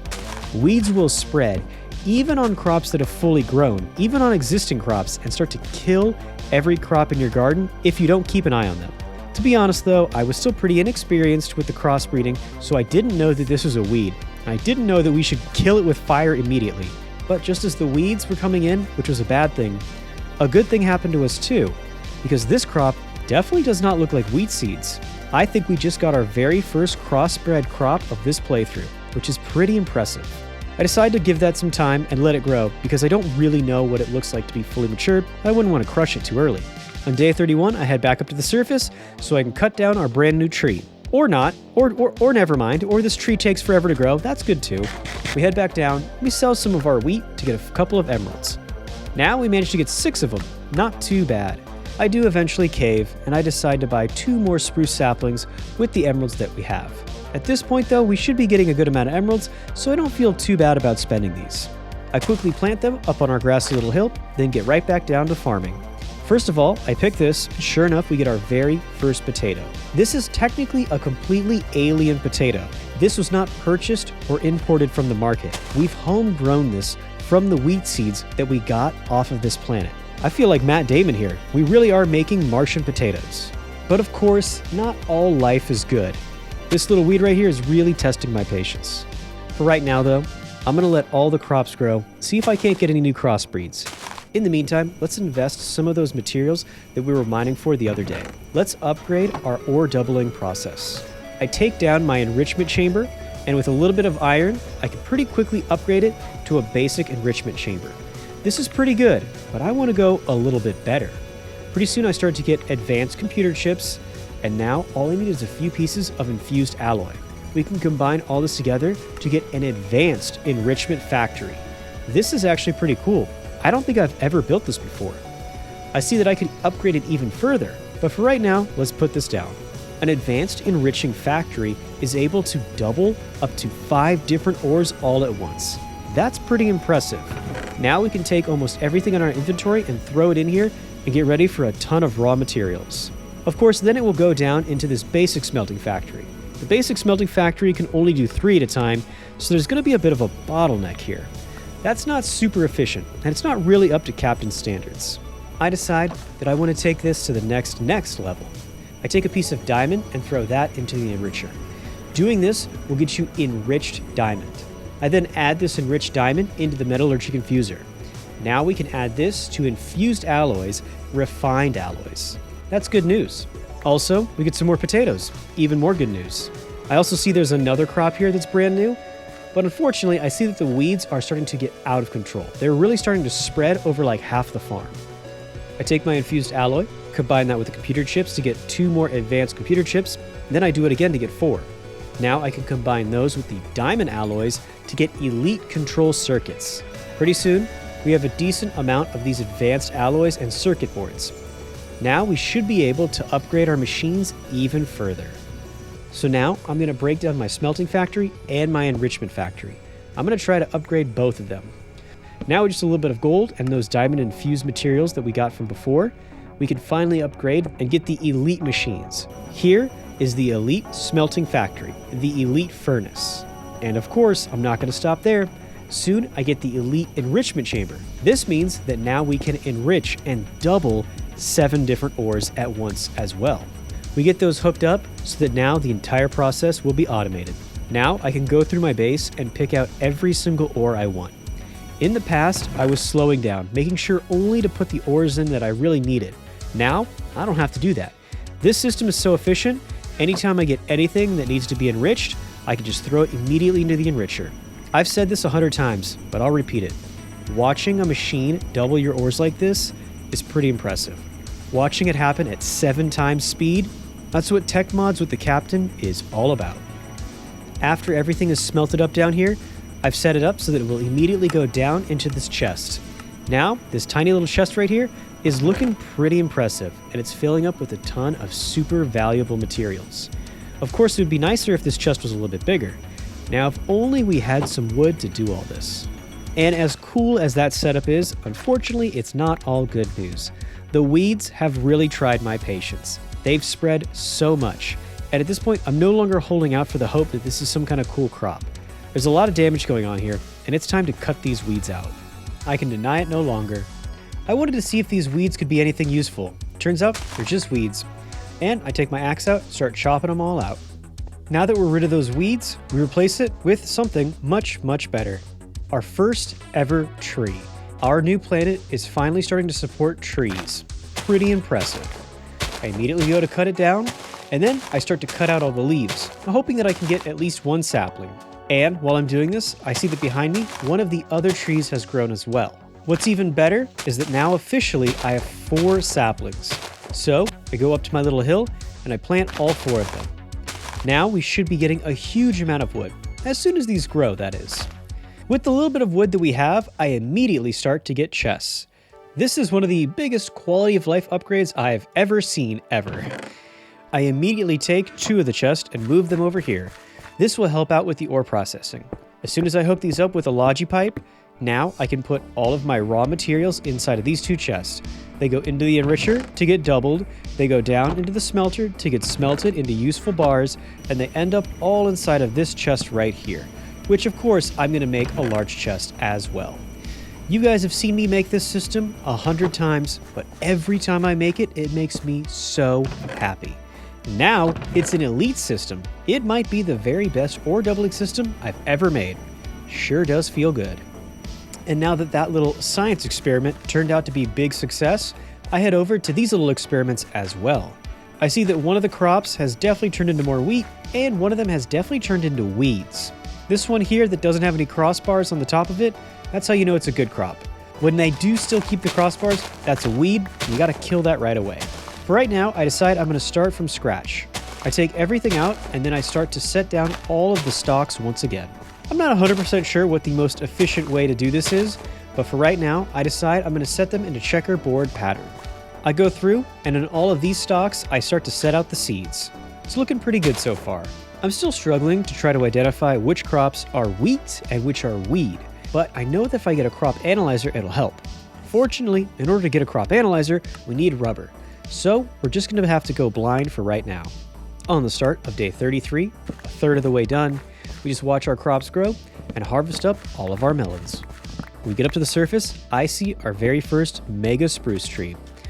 I go up in here and start carving out all the wood. Now, I'm hoping with all these logs, we can finally have our wood problem solved. And while having all that wood makes me feel pretty good, having this insane amount of weeds pop up makes me feel pretty bad. I thought I got pretty unlucky here with how many weeds popped up. I had no idea what was coming in the future. But for right now, I just cut down all these weeds and get them replaced with as many seeds as I can. I'm having a lot of fun down here, growing all these crops and trying to get some crossbreeding happening. But then I realized something. On the start of day 34, I don't have any reason to really stay down here anymore. I've got trees growing up here and a ton of dirt. Why not move this operation upstairs? I go up here and start to grab a ton of gravel. Then I find a little place right here that's nice and flat, and I grab all the dirt and combine it with all of our gravel. This makes a ton of coarse dirt, which I start to lay out in this nice big open plain. Then I can get my tough alloy hoe, and now that we have essentially an unlimited amount of wood, we can really start to go ham on getting all of the terraforming on this planet done. We needed all of this wood to make all those sticks so we can make a ton of these little crop stalks. Now, we're going to start to set them out in rows, en masse. We're going to fill up an entire farm full of rows. It's looking pretty good. In fact, it's looking so good that I don't think we're going to stop here. I start to make even more dirt. And yes, right away, I'm already expanding and making even more farmland. I have to run all of this over with a hoe, then hit it all up with a shovel. Yes, it's a little time consuming. I understand why this might be a little bit annoying, but you know what? At this point, beggars can't be choosers, and I'm pretty happy with this. I start to set up some more of my rows made out of tilled soil, but I can already tell I'm going to need more dirt. By the start of day 35, I now have 2 full farms, all of them ready to get filled with these crop plots. You'll probably notice right away that I'm just setting them down in rows and leaving the areas in the middle undone. You can't start crossbreeding until you get at least 2 mature parents. So for right now, we're just going to have to wait till these all start to grow, to harvest all of my wheat down here in the bunker and try to get a ton more seeds. With all the trees growing on this planet and all the wood we've got, we can make a ton of these crop stalks. And we're going to need them. All of this wheat is finally starting to mature, and it's getting very close to being ready to crossbreed. We go down each and every aisle, turning the coarse dirt into regular dirt, then tilled farmland. Once we're done, we can start to add the stalks. But remember, the crossbreeding stalks take 2 sticks each. I told you we were going to need a lot of these things. Pretty soon, we have both of the farms completely covered with all of this crossbreeding, and hopefully we can start to get some brand new exotic crops. But when I'm done crossbreeding, when you guys watch till the end, you'll see something you've never seen before. It was something I've never seen before. By that night, we've already extended the farm out and doubled its size. Now we have 4 farms all put together. It's time to do what the captain does best and get to hoeing it up. By the start of day 36, I start to see some of the crossbreeding plants take seed. I look out and I'm going to be honest with you, I basically get 2 things, a whole lot of wheat and a whole lot of weeds. This is unfortunate, and honestly, I'm still getting the hang of this. I didn't do too great for this very first time. I'm gonna have to go back through here and do a whole lot of cleaning up. However, what is good is now we got our next crossbreeding plant, beetroots. That's right, this planet officially has native growing beetroots. It's kind of a big deal too, because these things help you with radiation sickness. I spend the entire day going down all the rows, and I gotta say, I think there's more weeds than actual usable crops. But I picked them all out, and when I'm finally done, now I can put all the crossbreeding stalks in once again. Now, I've got the original 2 farms all set up, and now I'm ready to start to till up the other half of our big farm here. Pretty soon, I get all of the stalks in place, and we're already getting some weeds, so that's not a good sign. But we get most of the seeds down, and already, this whole half of the farm is looking pretty good. I then go back to the original farm to check them out. Look at this. I don't know what this is right here, but I know it's definitely not weeds or wheat. We've crossbred another crop successfully.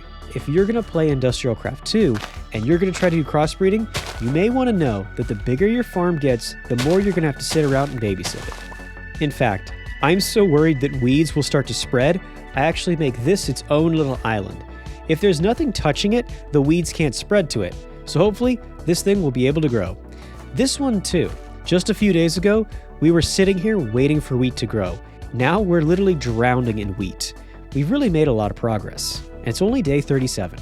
I decide that every time I get a crop that looks like it might be brand new, I'm going to take it out and put it over here, away from the weeds. That way I can preserve it until it fully matures. I have to be careful though, because every once in a while, one of these beauties comes up. Or one of these. I'm pretty sure both of these are brand new crossbred crops. Fortunately, I can definitely see a bunch of weeds around them too. The more weeds I cut out, the more crossbred plants I can save. I don't know what all of these are, but I'm pretty sure we're getting a pretty wide variety of crops. Unfortunately, some of the weeds are way more vicious than others. This one has immediately started to spread. To be honest with you, making 4 whole farms like this is quite a handful. If you don't want to stay at your farm all day long, this might be a little too much. Luckily for me, I love it, and I'm really starting to get the hang of it. So I think I'm going to till out all the areas in between this half of the farm and start crossbreeding over here too. Then go back to the original half of the farm to see that we do in fact have some brand new crops. I also see that this original one did in fact turn out to become a pumpkin. That's pretty amazing. That's a brand new type of crop on this planet. Essentially, they're space jack-o'-lanterns. And I see this one. I don't think I've ever seen one that looks like this. This one looks so special that I actually clear an area out around it. So I go through and set up all the parent crops and all the crossbreed stocks. Then I see it. Yeah, that's right. If that looks like sugarcane to you, you nailed it. This was the entire goal of breeding the wheat in the first place.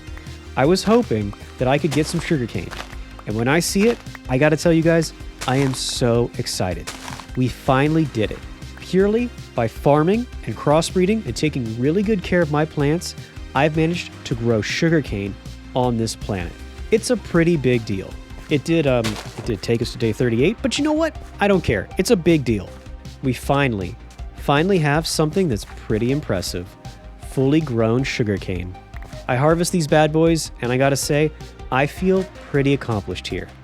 I showed up on a dead planet with nothing but terracotta and sand, and I've managed to use every little scientific discovery that I could to worm my way all the way to making sugarcane. So I head out and get some sand to grow our sugarcane. In the meantime, I see something pretty cool. It's raining. We've now changed the atmosphere of this planet so much that it's actually raining. This is starting to feel more and more like home already. We set up a ton of the sand in rows. Then we start to get a whole bunch of water running down the middle. And pretty soon, we set out our sugarcane. The brand new crops still haven't grown. They're definitely making progress. Meanwhile, the sugarcane it's literally growing like a weed. Sugarcane on these stalks grows so fast. In fact, it's giving me an idea. We find ourselves a little spot right here, set out all of our coarse dirt, and pretty soon we make another little farm right off in this corridor, because this whole area is going to be dedicated just to growing sugarcane. I'm just going to put out 2 for right now, but we will see. Will these 2 sugarcane on the stalks grow faster than the sugarcane growing on the sand? Only one way to find out. Unfortunately, that cool unknown crop that I thought was going to be some alien thing just turned out to be a regular daisy. Not super exciting, but it does get me inspired for another idea. Then I head over here and I find out I was right. Turns out if you put these crops on the stalks, they grow much quicker. The sugarcane growing on the crops has already matured, whereas the vanilla sugarcane on the sand hasn't grown at all. So I decide we're going to add a ton more stalks and really start to cover this area in sugarcane. Now, all of our sugarcane should be growing on these stalks. I also add crossbreeds in the middle, hoping that they'll spread. By day 39, I'm thinking we might have grown every single type of vanilla crop. At this point, I was starting to think that maybe we didn't need to do any more crossbreeding. But I was having a lot of fun, so just for this very last time, I decided to go through and cut out all the weeds I could. Sure enough, I started to see that we were getting even more crossbreed crops. By that night, I head back over to the sugarcane to find out that a lot of these have already grown. The sugarcane seriously does grow like weeds. When you put sugarcane on these stalks, it's the fastest growing crops I've ever seen. Now I'm continuing to try to crossbreed them to make them grow even faster. Seriously, I barely walk away and 2 of them have already grown. That's how fast this stuff is. I head over here and pick out some of the weeds, but there aren't many left. Then in just a couple of minutes, I head back to the sugarcane to see that most of it's already grown. I start to add all these crossbreeding stalks, and I'm pretty sure that pretty quickly we're going to have an entire farm of sugarcane growing. One of the reasons we're doing this is because if we can grow sugarcane really quickly, we can get biofuel really quickly and make even more dirt. At the start of day 40, I've made up my mind. I get a bunch of dirt and make 2 more farms. By the start of day 41, we now have these 2 extra farms that will be dedicated to growing sugarcane. If we can really quickly make a ton of sugarcane, we can really quickly start to make a ton of biomass. We managed to get another crossbreed, and now we have carrots as well. We almost have every single vanilla crop just from crossbreeding wheat seeds. Unfortunately, the weeds do manage to pack a pretty big punch right in the middle of our sugarcane, which is a little bit unfortunate. Luckily, these grow pretty fast, so I can get them all in order pretty quickly. I put them everywhere. I don't really need to crossbreed these. I just want to grow a bunch of them to get extra biomass. I do the same thing over here, only this time I decide I am going to crossbreed them to get them growing a little bit faster. I see that reeds get us 2 biofuel. That's pretty good. With all these growing, we should be getting a ton of biofuel. We can use this for biofuel. My plan is to make something that's even more efficient than melon power. Maybe I could pull it off. On the night of day 41, we have a ton of our sugarcane out, and both these farms are looking pretty good. All I was trying to do was get a little more sugarcane. At least that's what I thought at the time. Now that we have a ton more wood, and I mean we are trying to expand the biodiversity, it's time to make some of these fences here and make a little animal pen. I go to the very top of this little hill and start to set out all of these custom fences. I even found some new ones that I think look pretty good. I even add some custom gates here, which at the time I thought was a great idea. I mean, look at these things. They look pretty cool, right? I set them right here, and you would think that these would be perfect for holding animals, wouldn't you? Don't they kind of look like they would be? Anyway, it's not like I'm mad or anything. No. I grab all the wheat I can from up top and down in the bunker, and I head to the shipping bin. Hopefully the paycheck can really hit. And we do get a decent amount of emeralds, but then I see that we're literally standing in wheat. Might as well see what we can get out of this too. By the end of this, we finally get ourselves a full 18 emeralds. Not too bad. It's time to cash in. That's right, we're finally going to buy our very first animals. With a total of 6 emeralds, we can buy 2 chicken spawn eggs. I want to buy cows, but I just don't have enough yet. However, I spend a little bit of time here cutting down all these melons, and instead of using them to get power, we're going to sell these instead. Sure enough, we managed to get 21 emeralds. That means we can get these cow eggs. They're 9 each, but that still means we can get 2, and we can start to breed them up. We head outside right in the middle of day 42, and we start to set out all of our chicken eggs. And of course, with all the wheat we've been growing, we have plenty of seeds to breed them up, and even feed them up a little bit too. We then move on to the cows, and of course, we saved just a little bit of wheat so that we can breed these up as well. This planet has plant and animal life too. We head out to get some hemp, which we turn into string, which we use to get some carpets, just in case I need to get in and out. And speaking of getting in and out, I see that the gates here let the animals get in and out. Yeah. What's the point of these things? I thought that these would be like normal Minecraft fences where the animals can't get in or out unless you open them up. You can imagine how I was a little bit upset here, right? So this means, of course, I'm gonna have to switch back to the vanilla ugly fences. That is, of course, after I go and wrangle up all my animals again. Luckily, there aren't too many of them, and I managed to get all the cows and all the chickens back into the pen. Then I just have to set down some fences. Since I already have all these carpets in place, I'm not even going to worry about putting any kind of gates, vanilla or modded. I'm just going to get in and out on these carpets. Now we can get back to the important stuff here as I start to crossbreed up all of this sugarcane. I then see this crop grow, and I don't know what it is. It definitely isn't a weed. In fact, I'm thinking maybe it's wheat, but I decide I might let this grow. Looks like when you crossbreed sugarcane, you get new crops as well. That's good to know. And then it happens. I discover something right here that changes the rest of this playthrough. I see some sugarcane that looks like it has red dots on it. I didn't really understand what I was looking at. I had no idea just how important that plant was going to be. At first, I try to harvest it, and nothing comes out of it. That was just bad luck. Normally, if you try to harvest it, something interesting would come out. But this time, I'm still in the dark a little bit here. And I walk away not too impressed, not really knowing what I just encountered. Early by the next day, I see that the plant has grown again, And once again, it has these weird orange dots on it. Man, I really wish I had the crop analyzer to help me figure out what this thing is. I'm starting to get the hint. I'm thinking that maybe this is some kind of crop mutation. I don't want to try my luck and try to pick it again and ruin it. Instead, I'm going to set up some crop plots next to it and maybe try to crossbreed it and continue to get more of them.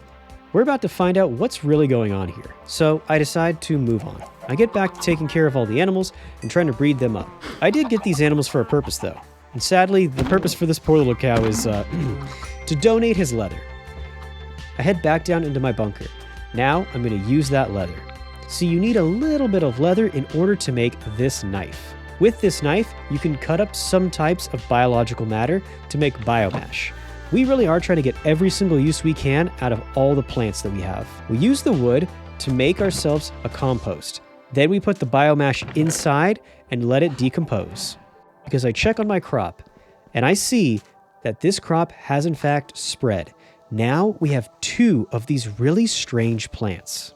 All of the areas surrounding these 2 goofy plants, I start to make crossbreeding stocks. I really want to expand them and start to experiment. Then I see that it's happened again on another part of the farm. Somehow, by crossbreeding regular sugarcane, we've gotten this funky mutated sugarcane. Now that I know I have a little bit extra, I decide to see, can we harvest this? Is this going to give us anything other than just normal sugarcane? It does. Something just fell out of the sugarcane. I look inside my inventory and I see it has sticky resin. Yes, that's right. Somehow, through crossbreeding and mutations, we've gotten loot from these plants that sugarcane should never give you. Sticky resin is how you get rubber. We've now used crossbreeding to get rubber on a planet where there shouldn't be any. This is kind of a big deal. I'm starting to realize that in Industrialcraft 2, not only can you get regular vanilla crops by crossbreeding, you can get specialized crops. And we just got our very first one. This crop is actually called stickweed, and it's special because it can give you sugarcane and it can help you make rubber.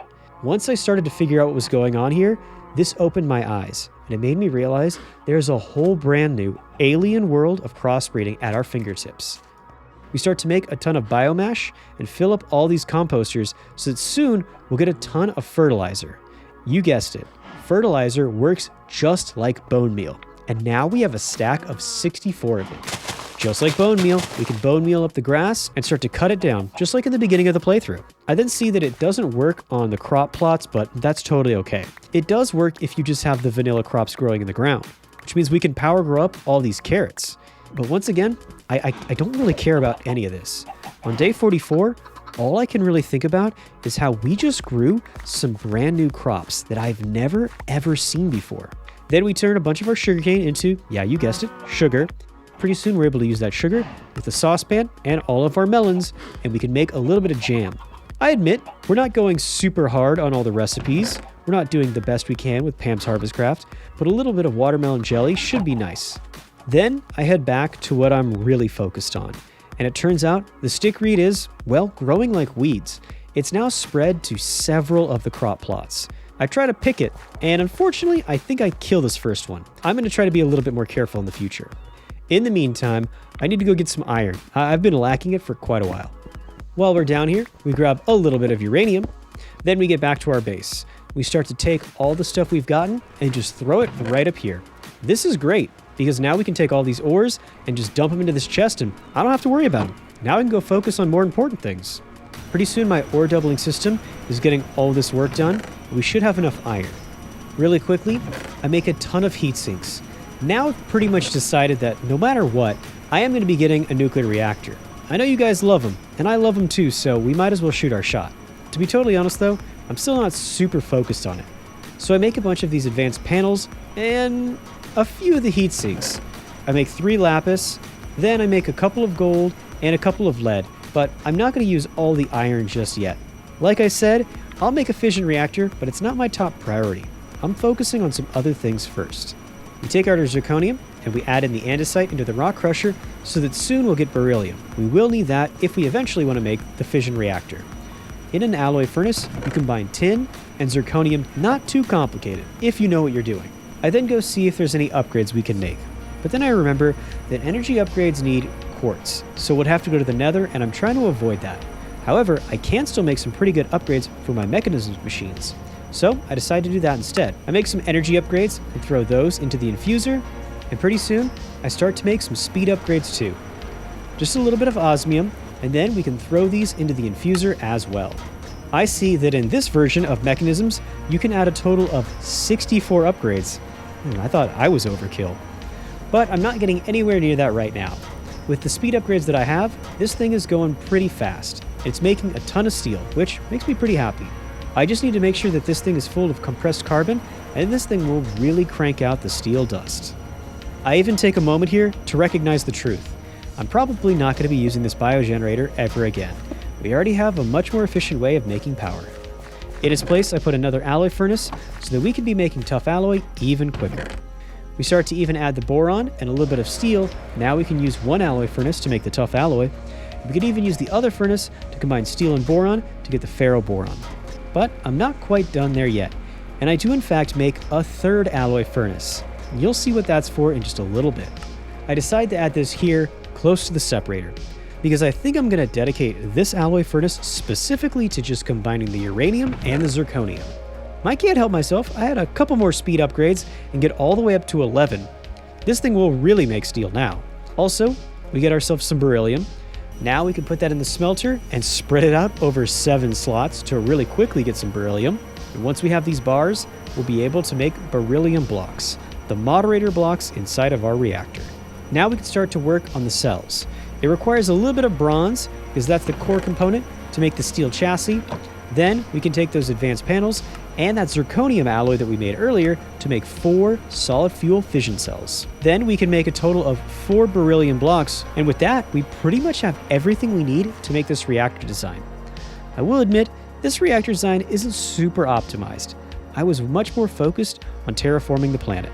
The bad news is, because I took so much time making those components for the fission reactor, my farm had been completely overrun with weeds. This is crazy. Look at this. One little weed has almost taken over this entire farm. This is ridiculous. Look at how much sugarcane I lost. I come up here and quickly cut down as many of these as I can, and then it hits me. What about the other farm?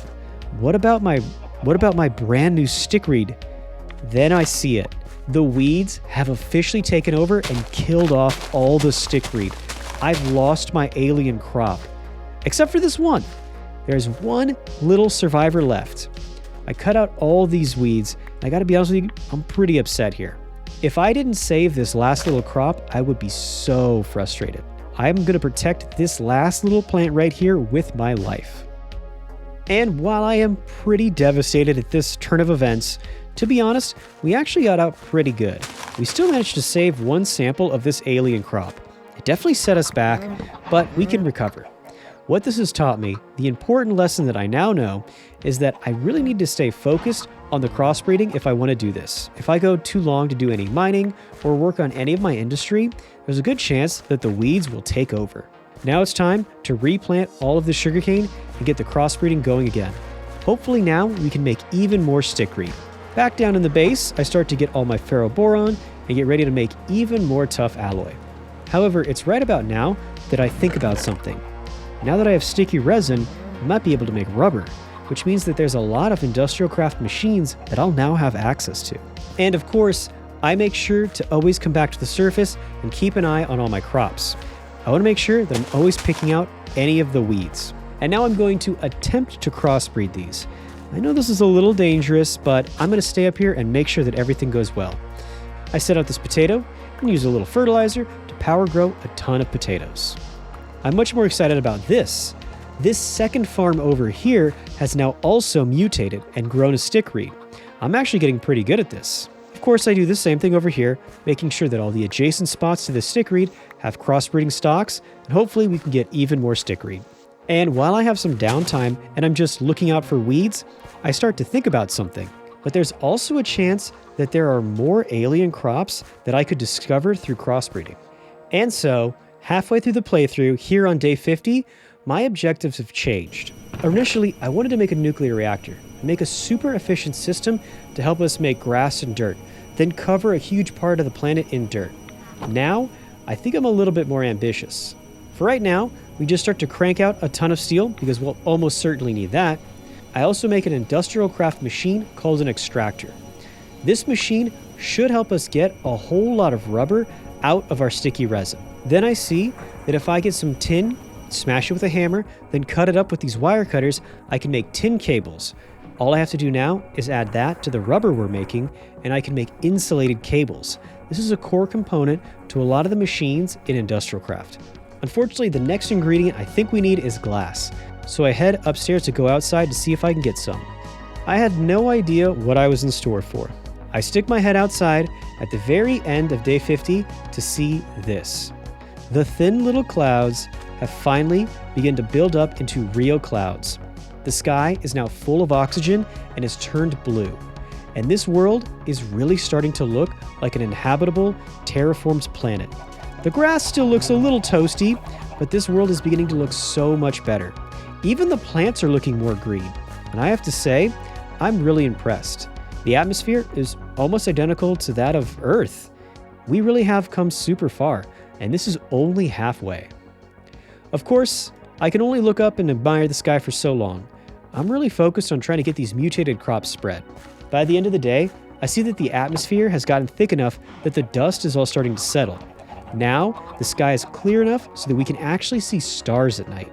No more creepy red fog obstructing our vision. This is starting to really look like an inhabitable planet. So, for right now, we are going to see if we can't get any closer to getting the nuclear reactor finished. I'm getting pretty close, and I don't want to get too caught up in this, but at this point, I only need to spend a couple more minutes to get everything I need. Mostly, I just have to craft up the fission casing. This is obviously like the biggest part of the fission reactor, and it does take a lot of materials, but it's not too complicated. Pretty soon, we get ourselves a pretty decent amount of it. I get up to the surface at the beginning of day 51 to see just how beautiful this place looks at the crack of dawn. I gotta say, our new home is looking pretty beautiful. I rush up to my crops, and sure enough, I got here in time. None of them have been overgrown with weeds. I'm getting much better at crossbreeding. Okay, well, spoke too soon. I head over to this farm, and it turns out that there are a few weeds, but luckily, I didn't lose anything. I came up here fast enough so that all the stickweed is still here, and we can set up a couple more crossbreed bars right back where they belong. I'm starting to realize that I have to spend a ton of time making sure that none of the weeds are growing up above. I have to do whatever I can to limit the amount of time I spend down here in the bunker and make sure I can get back up there quickly. So of course, I take that quite literally, and my solution is throwing like all the speed upgrades I possibly can into my machines. I throw 11 speed upgrades into this crusher. I mean, look at how quick this thing is smashing up all this coal. Pretty soon, with all that crushed up coal, we can get graphite dust, and with the graphite dust, we can get even more casing.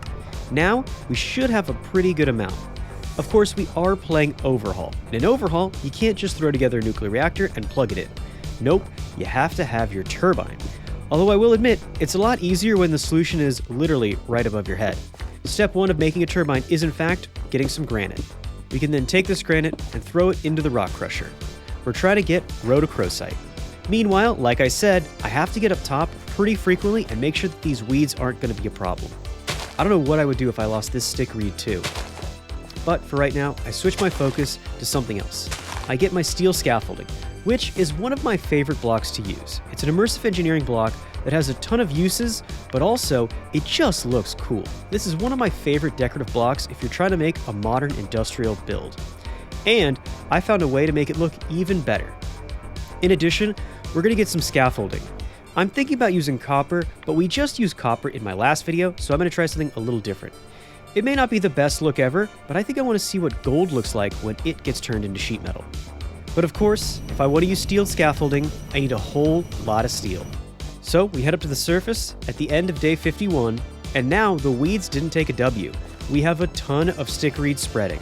I start to look around and try to figure out a spot to set down our base. I start to set down the gold sheet metal on the 4 corners as support beams. Next up, I surround these in sheet metal scaffolding. I can't tell you how much I love this block. It looks amazing, but also you can see through it and you can still see the gold in the background. Now that all the 4 posts are out, we can start to set up a platform. This is where we'll put all of our machines that we need to help further terraform the planet for the next 50 days. And in this particular platform, I found something that I really like. I can get the sheet metal to look like it has treated wood on top of it, and it has this amazing floor that I really, really like. Now it looks like we have a huge platform, supported by steel, but covered in stained treated wood.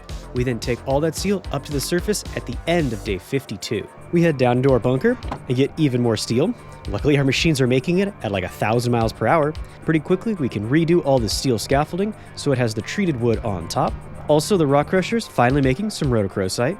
Once you throw this little red crushed up dust into any kind of furnace or smelter, it'll turn into manganese oxide dust. Then you put it through the furnace again to get manganese oxide ingots.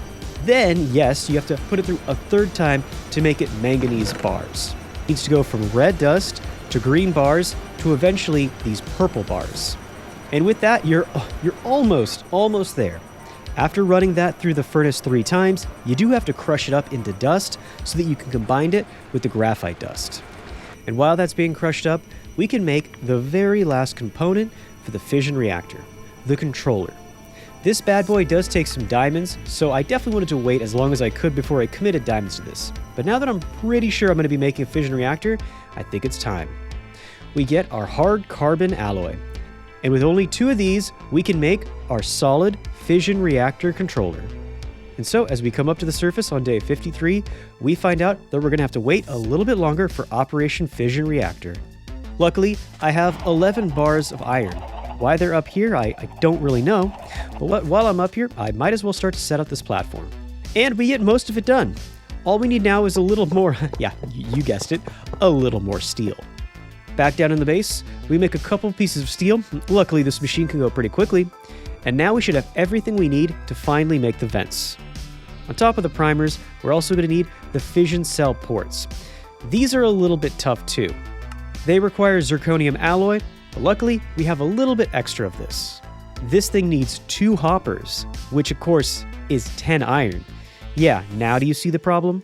So in the end, it doesn't matter how much planning I do, or how well informed I am, or how experienced I am. At the end of the day, we're still going to have to just do some mining, no matter what. I set a few chests up here on this new platform, and I start to fill them up with all the components for the fission reactor. They're going to have to wait just a little bit longer. I do add some stairs, finally, on day 53. Now getting in and out of our base will be a little bit easier. No matter what, at the end of the day, sooner or later, I'm just going to have to kick my butt into gear and go do some mining. For right now, I'm going to try something a little different. Because nobody's visited the surface of this planet, there's still a ton of valuable resources right up here, like gold and tin, and maybe even iron.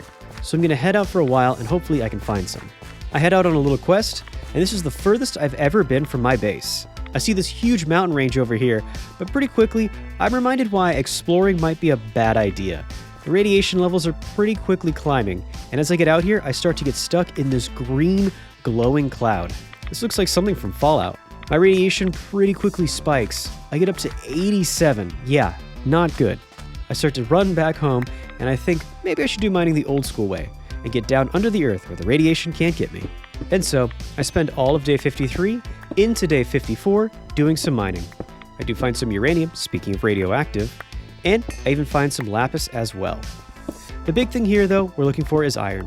I head back to base that night, and when I get down into my bunker, I immediately start to cook up all of the iron we've collected. The good news is I did manage to get a pretty good amount. And don't forget, all of this is going to be doubled. So with this amazing setup, in no time at all, we've already got a good amount of iron. Now, let's get this to use. We're going to use this iron to make the ports for the fuel, but I also want to make sure that we get the other component as well. The fission neutron source is something we need to prime the cells and actually start the nuclear reaction. I start to look into it, and that's when I remember. We have to decay some uranium into radion.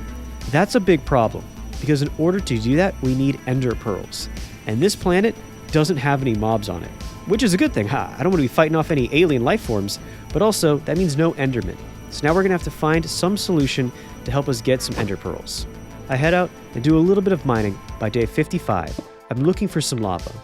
Luckily, pretty quickly, I find myself some, and then, just to be safe, I decide to throw the water on this lava and mine up all the obsidian anyway. That's right, we're headed to the Nether, because that's the only place I can think of that might have ender pearls. Pretty soon, we get the ender portal down. I have to admit this was much more difficult than it needed to be, but I figured it out. And in the meantime, while I'm over to the Nether, I decide let's cut up some obsidian into crushed obsidian. This is going to be useful for making the digital miner. I learned an interesting lesson. If you have some kind of pollution, like sulfur, in the way of your portal, the portal won't light. Yet another reason to fight the pollution. Either way, you get the portal lit and head over to the Nether. The first thing we do when we're here is we get a little bit of quartz. We could always use this for a ton of machines, but also this is how we're going to get energy upgrades for Nuclearcraft. On top of that, I might as well grab some glowstone as well. This will be useful for some other things too. Then I have to head out, trying to find a spot where I think ender pearls might be. I don't actually really know where ender pearls are, like it's usually not that big of a problem for me, so I'm thinking maybe there'll be some ender pearls in chests over at a fortress. And luckily, I find one pretty quickly. Soon, we get up into the fortress, and in no time at all, we find some blaze. I figure I might as well pop a few of these. It's always good to have a couple of blaze rods on hand. I get into a chest, and there's emeralds, gold, and diamonds. Great, but no ender pearls. And I get through the entire fortress, and I don't find any. Good news is, I do find these glowing mushrooms, so I am finding a bunch of really good resources here that'll help me out, just not exactly the ones I want. It's already day 56. This is taking a while. I've now been in the Nether for a few days, and I've seen some endermen, but I haven't managed to get any pearls. I'm getting so desperate here that I start to look through the recipes even more closely. I'm really trying to find some way that I could cheat here and get ender pearls without finding any endermen, but I can't see a solution. By day 57, I get a little desperate here. I start to attack the piglings, hoping that maybe they'll drop ender pearls. At this point, guys, I really don't know what I'm doing. I'm getting really desperate here. Being stuck in the Nether this long, it's not good for the captain's mental. I'm really struggling here. Now it's day 58, and I've been looking for this enderman for a while. But finally, I do find him. Before I aggro this guy, I decide to hide underneath these two blocks right here, hoping he won't be able to attack me. Then, I stare him down, and sure enough, he comes right at me. But then he starts to teleport away, and I really do not want to lose this enderman for like a third time. So I stick my head out and make myself vulnerable, and I take quite a beating. But I do manage to get him, and sure enough, he drops the first pearl. Luckily too, this time they came in a pair. And even more luckily, after killing this enderman, he drops a pearl as well. Even though it took me almost 3 days in the Nether, I now have 2 ender pearls. All I have to do now is find my way out. And I do manage to find the portal. Unfortunately, I'm being attacked by this ghast, and I'm running through fire and lava, and this is literally like the end of an action movie here. Seriously, I hate the Nether sometimes.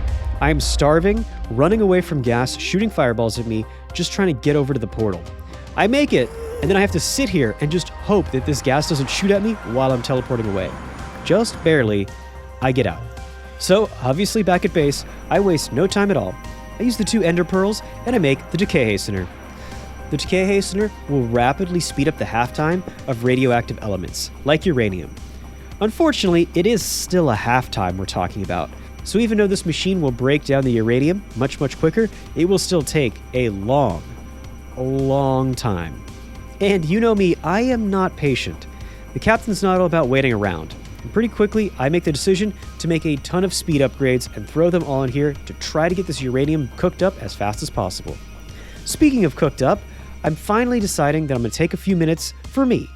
At the start of day 59, I get all of these potatoes, then head up to the surface to get all these carrots. Of course, that's when I see it. I thought the weeds were bad when I was down in my bunker, and then I realized that all that time I spent in the Nether, the weeds were getting some work done. They have completely wiped out this entire massive farm. The good news is the sugarcane farms with the stickweed haven't been affected by weeds, so we didn't lose those. I am gonna have to fix that massive farm, but I'm gonna do that a little bit later. Truth be told, I thought I was gonna come up here and see a whole big field full of wheat. I had no idea the weeds were gonna do this. So ironically, I'm now gonna use this fertilizer to grow more wheat. So of course, we get all that wheat turned into dough pretty quickly. Now, we just have one ingredient left. Sorry, little guys. I give them their last meal, and then I just kind of lazily slash through them. But I promise that all of that suffering isn't going to go to waste. With my chicken, my potatoes, and my carrots, and a little bit of dough made out of the wheat, we can finally get one of my favorite foods, the chicken pot pie. The thing about the chicken pot pie is that it's made out of vanilla items. This is something that should definitely be in vanilla Minecraft. Come on, Mojang, get to it. Now, of course, we need a little bit of steel, so why not throw all of our coal into the enrichment all at once? Speaking of overkill, now we have all those speed grades getting us a ton of steel, and pretty soon we can put all the steel into all the slots of the infuser. We go a little overkill by putting all this coal into all the enrichment factory, We continue our overkill by having 11 speed upgrades make all the steel dust, and then finally we spread out all the steel dust into all the slots to very quickly make a ton of steel. Luckily, with almost over 150 steel, we should be able to actually get some use out of all that compressed carbon. We then work through the night, and by the very beginning of the next day, we now get the quickest platform finish I've ever seen. This is my kind of Minecraft speedrun right here. I then go to the corners and start to elevate these a little bit. Since these are technically just slabs, we have to raise them up a little bit higher so that everything in the lab won't just be floating in the air. Then we start to put down the fission reactor casing. Once again, this reactor will be a little bit smaller. I'm thinking about going a little bit more hardcore into Nuclearcraft in the next video, but for this one, let's take it easy. This reactor is only going to be a 3x4x3. We then go around and make sure that every corner is supported, or else it might just look funny. And now I think it actually looks pretty amazing. Now we'll start to finish out the bottom, which of course has a ton of clear casing. I really do love my clear casing. In fact, I love it so much that as I'm building upwards, I decide to do something that I've never done before. I want to see what will it look like if I make the entire reactor out of clear casing. I'm thinking it might actually be kind of cool looking. Although I will admit, as I'm doing this, I'm starting to realize that this is a really strange look. To be honest with you, when I step away and look at it, this is a cursed image if I've ever seen it. Like, what is this thing? And I pretty quickly realized that this was a huge mistake. I then start to take out all the corners and all the edges and replace those with just regular casing. Finally, it does look like an actual real reactor. I don't know why I thought that would be a good idea. We have these four all hovering in the middle. Then we connect those cells with the beryllium. However, we're not actually going to connect them on the very edges here. Technically, these are two halves of a reactor. They will not be linked and made into one cluster. We head back to our chest, and we're going to start to fill in all the pieces in the middle. Of course, I realized something. This reactor takes a lot of iron heat sinks, and because I ran out of iron when I was making the heat sinks, I actually forgot to do that, so there's quite a lot of work still to be done. Luckily, the iron heat sinks are pretty cheap, and we can get those crafted up really quickly. For now, let's put in the lapis heat sinks, one of my favorite heat sinks. A reactor cell and a casing, which is the side of the reactor. Then in between a lapis cooler, you can put a tin cooler, which is another super efficient cooler. I love this combo. And finally, we start to craft up the last of our heat sinks, which includes making 7 iron heat sinks. And yes, if you're thinking to yourself, that's kind of a weird number, this is a very lopsided reactor. I basically just threw this together in my spare time. I wasn't really thinking about this too much. This playthrough isn't about this reactor so much. I'm thinking I'll do that in the next video. I wanted to stay focused on all the crossbreeding and making sure all the life could flourish on this planet. This is not a reactor that I would do if I were you guys. Still, just so you guys see what I'm doing here, this one is actually a water cooler, not a lapis cooler, and you can then put a copper cooler next to a water cooler. Again, like I said, it's going to be a little lopsided. Now we can start to add the iron. The iron only has to be touching one moderator block, which is beryllium. Then the lead needs to be touching one iron. So we can do it just like this. We put the iron on the sides, then the lead down the middle. Also, you can put gold in between 2 pieces of iron, so it fits perfectly right in the middle. Then we can add 2 pieces of lead, since technically they will be touching the iron. And in between lead, you can put lithium. So in this little spot is where we'll add this. That means that this reactor is not only lopsided because the bottom doesn't look like the top, but the left side doesn't even look like the right side. It is, it's interesting. I'll say that. It's a very interesting reactor. I cannot state how much I just threw this thing together. I had the controller on the front, and now I'm going to go add the vents. This is where the steam will come out and the water will come in. We're going to draw water from the ground up through some pipes and up through the bottom of the base. Now that we have a little extra iron, I can finally make those hoppers, and now we can finally make one of our last components. This will be the solid fuel vents. This is how we'll get fuel in and nuclear waste out. After they're crafted, I get ready to put them in, but I remember that I should set them down here lower. Right next to those fuel cells is where we need to put our very last component. So let's go make that right now. There's just one thing we have to wait on. Remember, the radium is super radioactive. There's no reason why we can't exercise a little bit of caution. So before we start handling it and all the nuclear fuels, let's try to make a brand new hazmat suit. Luckily, Industrialcraft has a much cheaper rad suit, so let's try this one out instead. To make the hazmat suit in Industrialcraft, all you need is some orange dye. Luckily, we have the flowers, and a little bit of rubber. Luckily, we've managed to get that as well. Pretty soon we have a chest piece and leggings. Now all we need is something for our head and for our feet. Unfortunately, Industrialcraft doesn't have those covered, so we'll have to figure something else out. We start to cook up the sugarcane in the manufactory to get bioplastic. And since we have some of this, I figure why not have a backup plan to help us with the radiation even further. We're going to make ourselves a melter. For everybody who watches my Nuclearcraft videos, you already know where I'm going with this. But for those who don't know what's happening, the melter is going to help us melt down our sugar. Trust me, I know where I'm going with this. I have this big line of power right here, so I decided to throw the melter right up here and start to get some of these reeds turned into sugar, then molten sugar. Now we move on to the next piece of the puzzle, which of course is the chemical reactor. The chemical reactor will take the molten sugar and combine it with water. And I can set that up next on the line as well. I then get some mechanism pipes set up so that all the sugar will be moving into this, and now we just need to add water. Luckily, Nuclearcraft makes that pretty easy. For just a little bit of tin, you can make an infinite water source block. We get 2 buckets full of water, then we craft up our infinite water source. The basic one like this, I'll admit, it doesn't make too much water. It's pretty slow.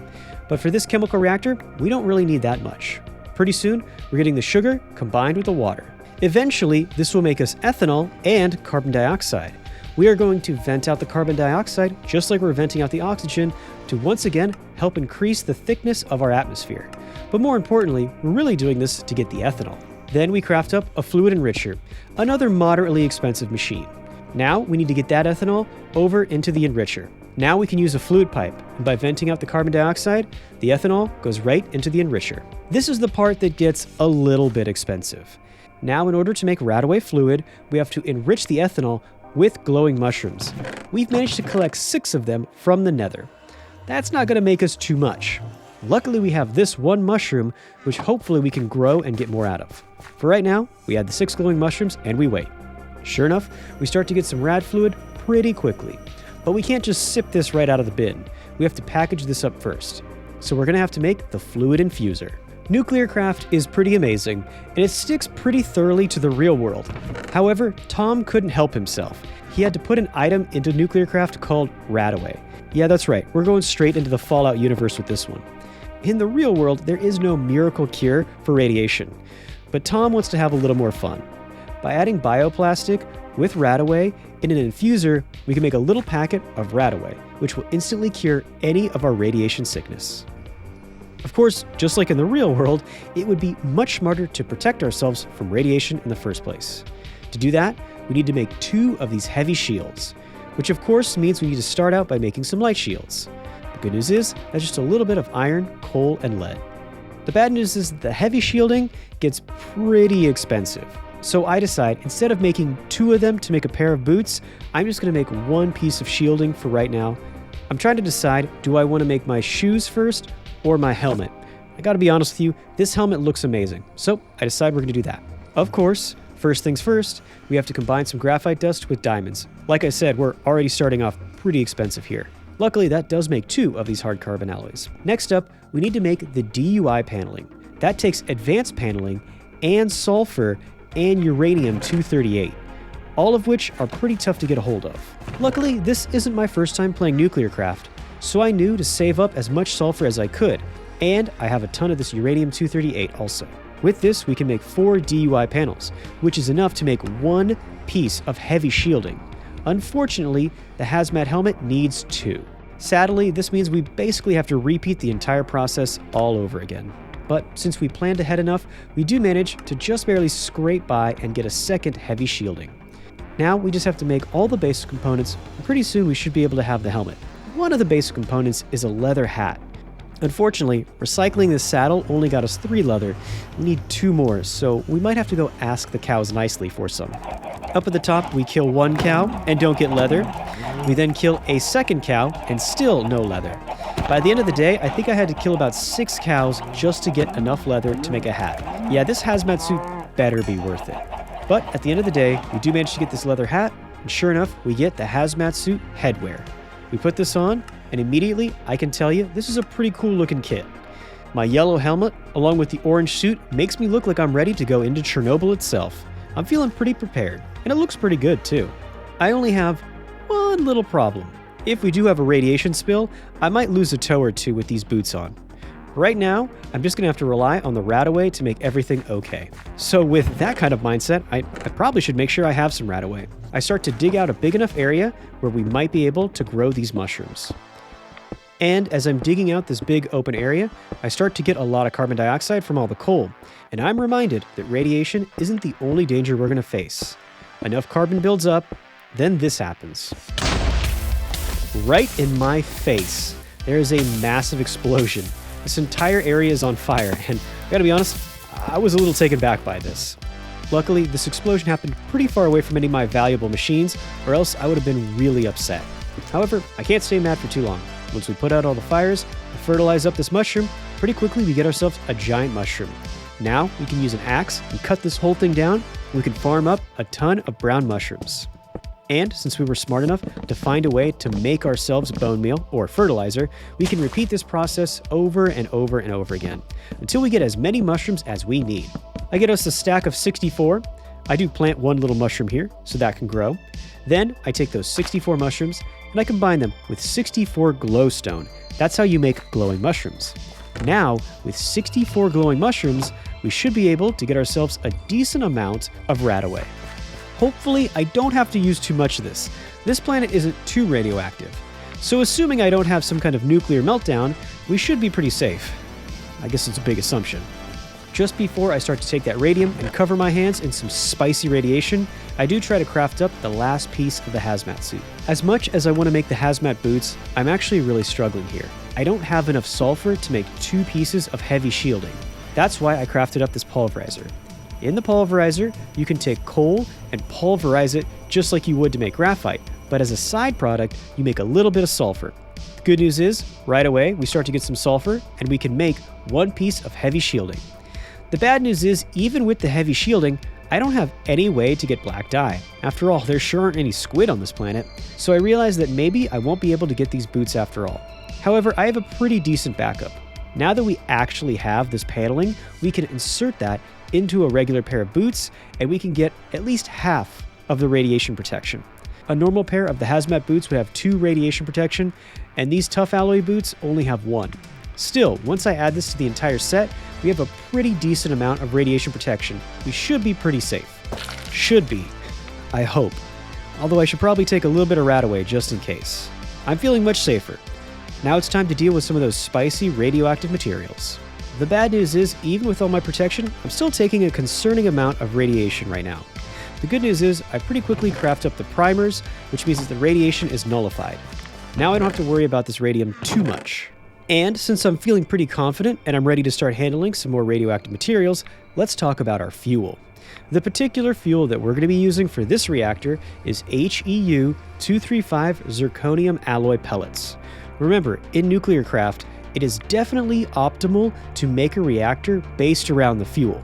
You shouldn't just make a reactor and then throw whatever fuel you want into it. Pretty soon, we combined a little bit of the 235 with the rest of the 238, and now we get 9 pellets. That's a pretty good start. And we have 7 more of the 235 coming, which should make us another 18 pellets, but we'll have to just wait a little bit.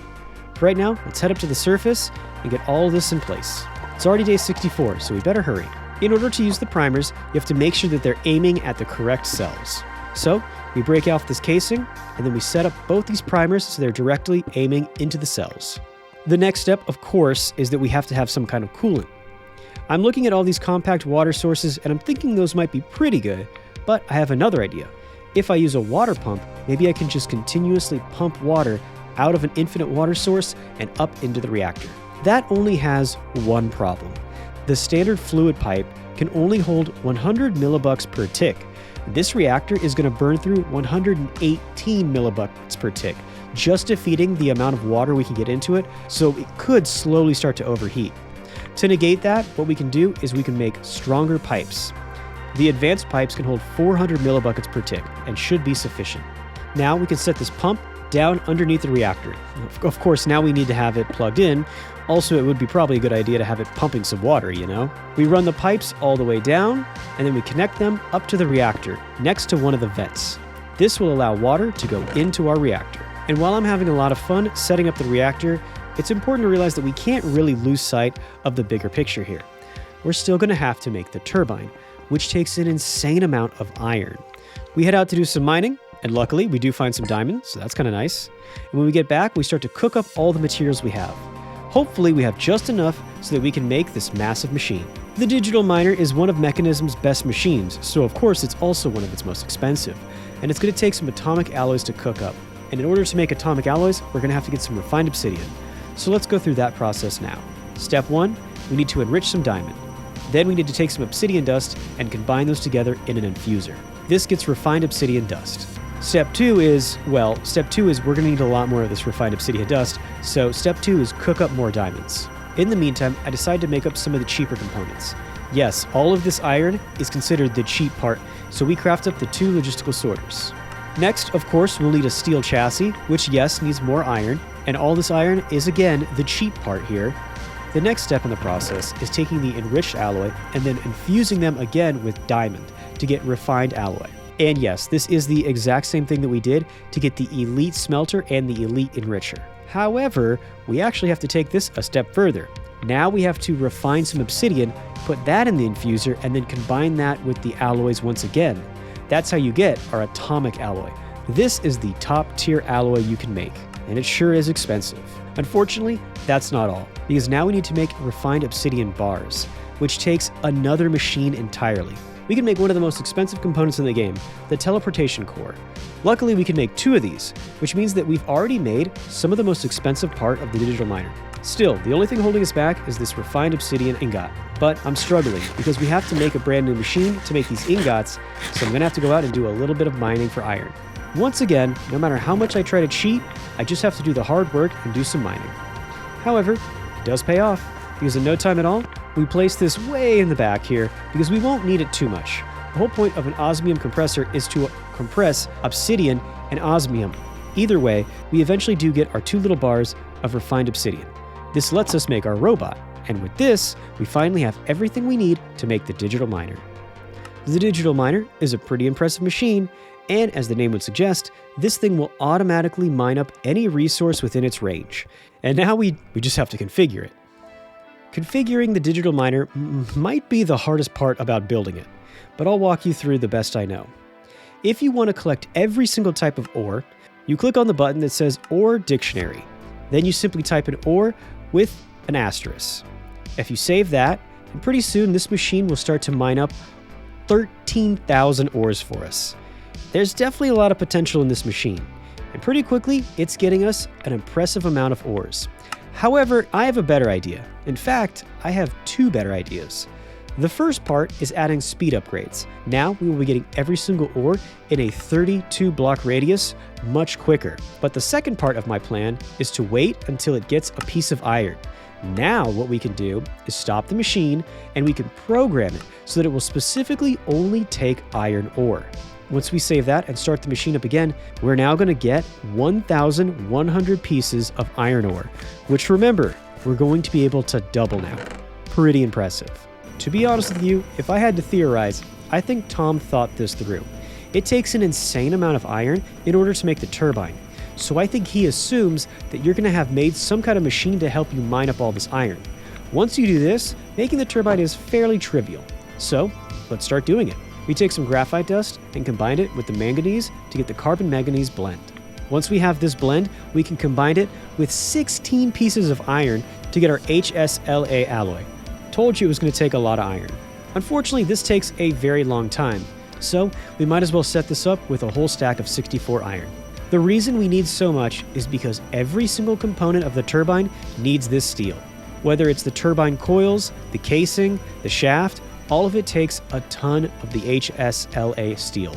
In fact, I decided to set this up so that both of these alloy furnaces will simultaneously be making the HSLA steel. Eventually, we finally get our first 16 bars. Now we can start to use it. The most important component, arguably, will be the turbine controller. Next, we'll make the casing. Just like the reactor, we need a whole lot of casing to make the entire machine, and just making 8 right here isn't gonna cut it. So no matter what, we're gonna have to wait a little bit longer.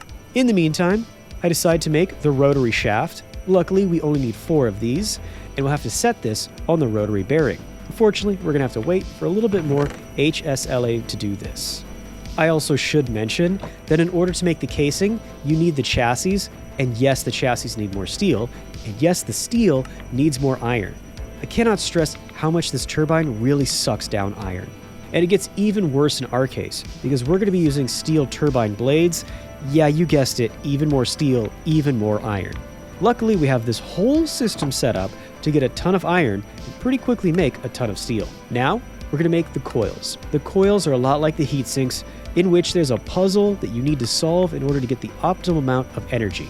I'll show you the simplest way I do that pretty soon. For right now, let's make a fluid inlet. And of course, we're going to need some fluid outlets. And for the most part, we've gotten a lot of the components of the turbine finished. Now we just need to mass produce all the casing, which will take a little while. Also, not to sound like a broken record, but the machine chassis to make the casing requires tough alloy. Yep, tough alloy also needs more iron. We head over to the digital miner, and then I see this. We have some uranium ore. That actually gets me a little bit of an idea. I decide to stop the machine down. And now, instead of mining up just iron, I switch it. So now this machine will be mining us up all the uranium on this alien planet. Unfortunately, there's only about 75 blocks for it to mine, but still, I'll take it. In the meantime, the HSLA have been cooking up, and we get a good amount of casing going. I decide to head up to the surface to see just how far we've gotten. It's day 68, and I think it's time to try to get the turbine at least started. I line everything up right next to the reactor right over here. This should be the perfect spot to set it down. So, we start to set out all the casing for the turbine. The turbine is much easier to get done than the reactor, not nearly as complicated. All we have to do is make a multi-block that is 3 by 3 by 4 long.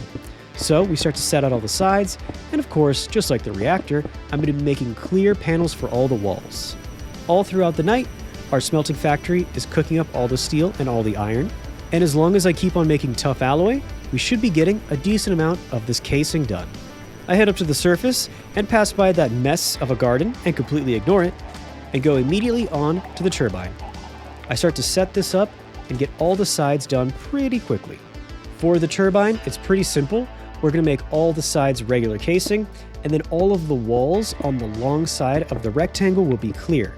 The very ends will be capped with a little bit more of a complicated design, but we'll get there soon.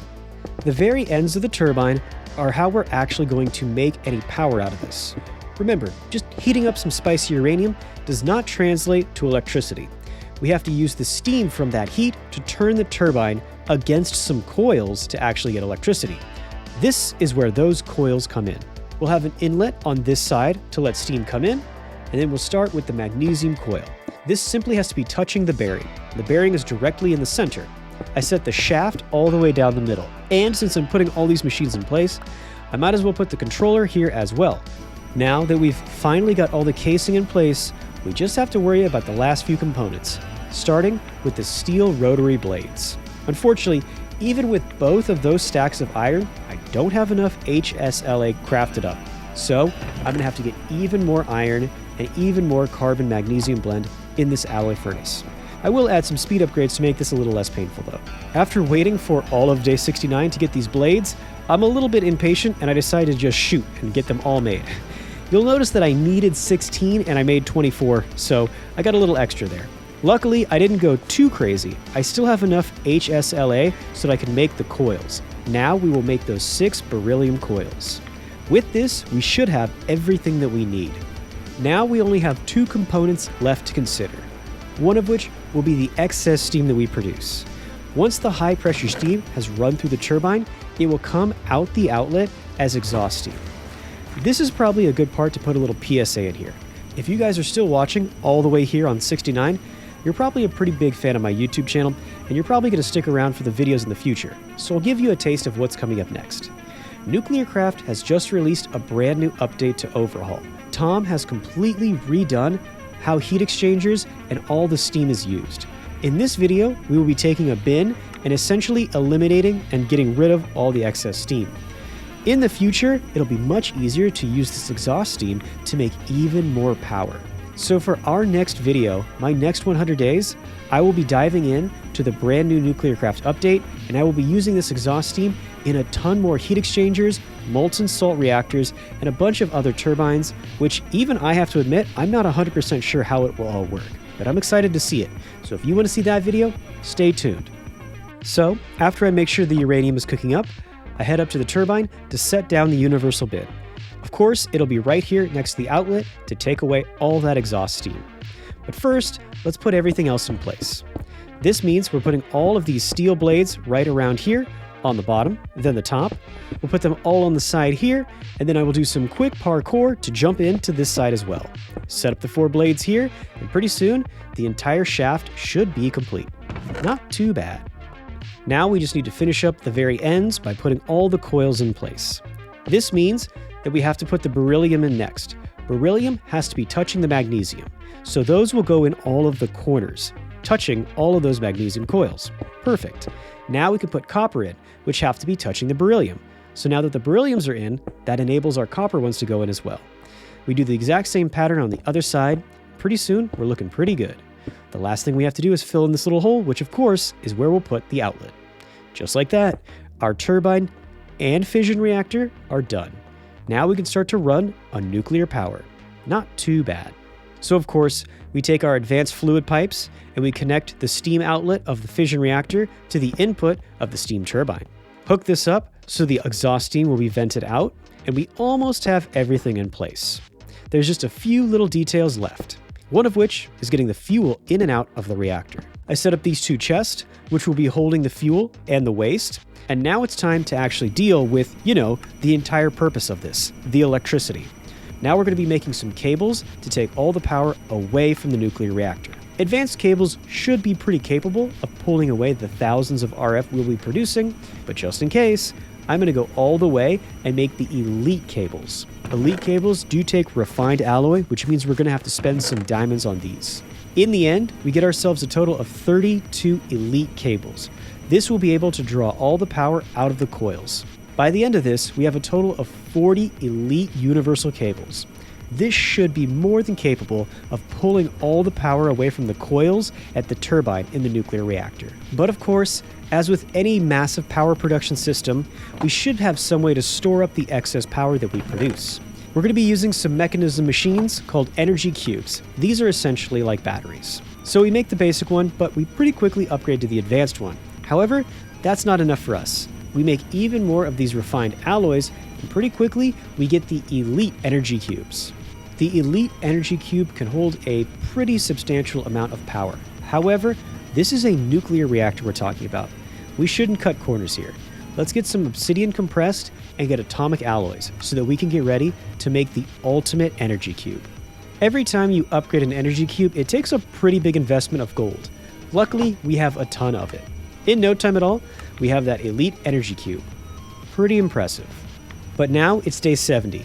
We are flooded with a lot of amazing resources, so let's put them to use. 1 elite energy cube is pretty good. How about 2? Pretty quickly, I get another energy cube, then I get it upgraded to advanced, then I get it upgraded to elite. And by day 70, I have all the steel and everything I need to get the ultimate energy cube cooking. Pretty quickly, I get everything I need to make a 3rd ultimate energy cube. The reason for this is that we're going to have an energy cube on each end of the reactor. The coils very quickly make a huge amount of RF, so we want to make sure that it's all stored up in these batteries. Then we're going to have a 3rd battery just in case to hold any extra overflow. Now that we're ready with the energy output, let's make sure we get the energy input. We put all the logi pipes on the reactors to put the fuel in and take the waste out. Now that everything's looking pretty good, it's time to get the coils prepped. Now we can take the elite cables and attach them to all the coils. We add the batteries to make sure that all that power gets saved up. As promised, we're going to be putting an energy cube on each side to get all the power we possibly can. Finally, we are going to set up one last energy cube, and this will basically be the meter at which we can measure just how much extra energy is left to use for all of our machines. In the meantime, we're going to make some basic levers and set those up on all the machines so that we can turn them on and off. Now, everything's looking pretty good. Time to go over the final checklist here. In order to do that, we are going to have to craft up a multi-tool. But that doesn't take too long at all. By day 71, we now have it, and we can start to go in to make sure every single little thing is checked off. Starting with making sure that this outputs the waste and that this outputs the steam. Pretty good to start with. Then, of course, we want to make sure that the pellets are flowing in the right directions, so we use the configurer on all of our Logi pipes and our steam pipes to make sure that that is going the correct way too. We also want to make sure that this is pumping water up into the reactor. Which reminds me, we should probably make sure that this is pumping some water. So I decided to take one of our Elite Energy Cubes and I decided to charge it up, burning through all of this ethanol. We made an infinite water source underneath the pump, so it's going to start pumping up water as fast as it can. Unfortunately, I don't know if that's fast enough. All right, here goes nothing, I guess. We drop in our first 4 pellets, which should fill each and every cell. Now the reactor is primed, we just need to throw these switches to get the reaction started. The reactor is functioning, and it looks like everything is going pretty well. No overheating occurring, and we're getting the exact amount of millibuckets I thought we would. I see that the tube is full of steam, and it's heading into the turbine. Now it's time to switch this on as well. It gets a huge burst of steam. Then it starts to slow down, which is exactly how it should function. After all, this turbine is only at about 10% of its full capacity. Still, even then, it will be producing 1,680 RF. Now I can see that one of the batteries has already filled up with 2 million RF. That's pretty amazing. I'm going to run through these first 4 cells just to see how much power we get each. Remember, once you put the cells in, you cannot stop the reactor, not an overhaul. Let's see how much RF these 4 cells get us. I have to admit, anytime I see a reactor going, it's pretty amazing. Finally, the depleted uranium is put out into this chest. The turbine has come to a stop, and now I can see we've made a total of 6.5 million RF. Not too bad. The important thing about this reactor is that you have to load in each cell equally. If one side has fuel and the other side doesn't, the reactor will heat unevenly and not be properly cooling. Yes, I'm foreshadowing here. Pay attention. As we start to run through the last of our uranium fuel and charge up our batteries, it's time to start making some machines to get some use out of all of this RF, starting with the igneous extruder. The igneous extruder will take lava and water and produce whatever kind of stone you want. We fill our water buckets up and pretty quickly make an infinite water source. Now we just have to figure out how to feed this thing lava. And the plan goes as such. We're going to make a cobble generator and then have a magma crucible melt down that cobblestone into lava. Then in the extruder, we can turn that lava into any other type of stone that we want. However, I decided to take a slight detour here. I make 2 brand new infusers.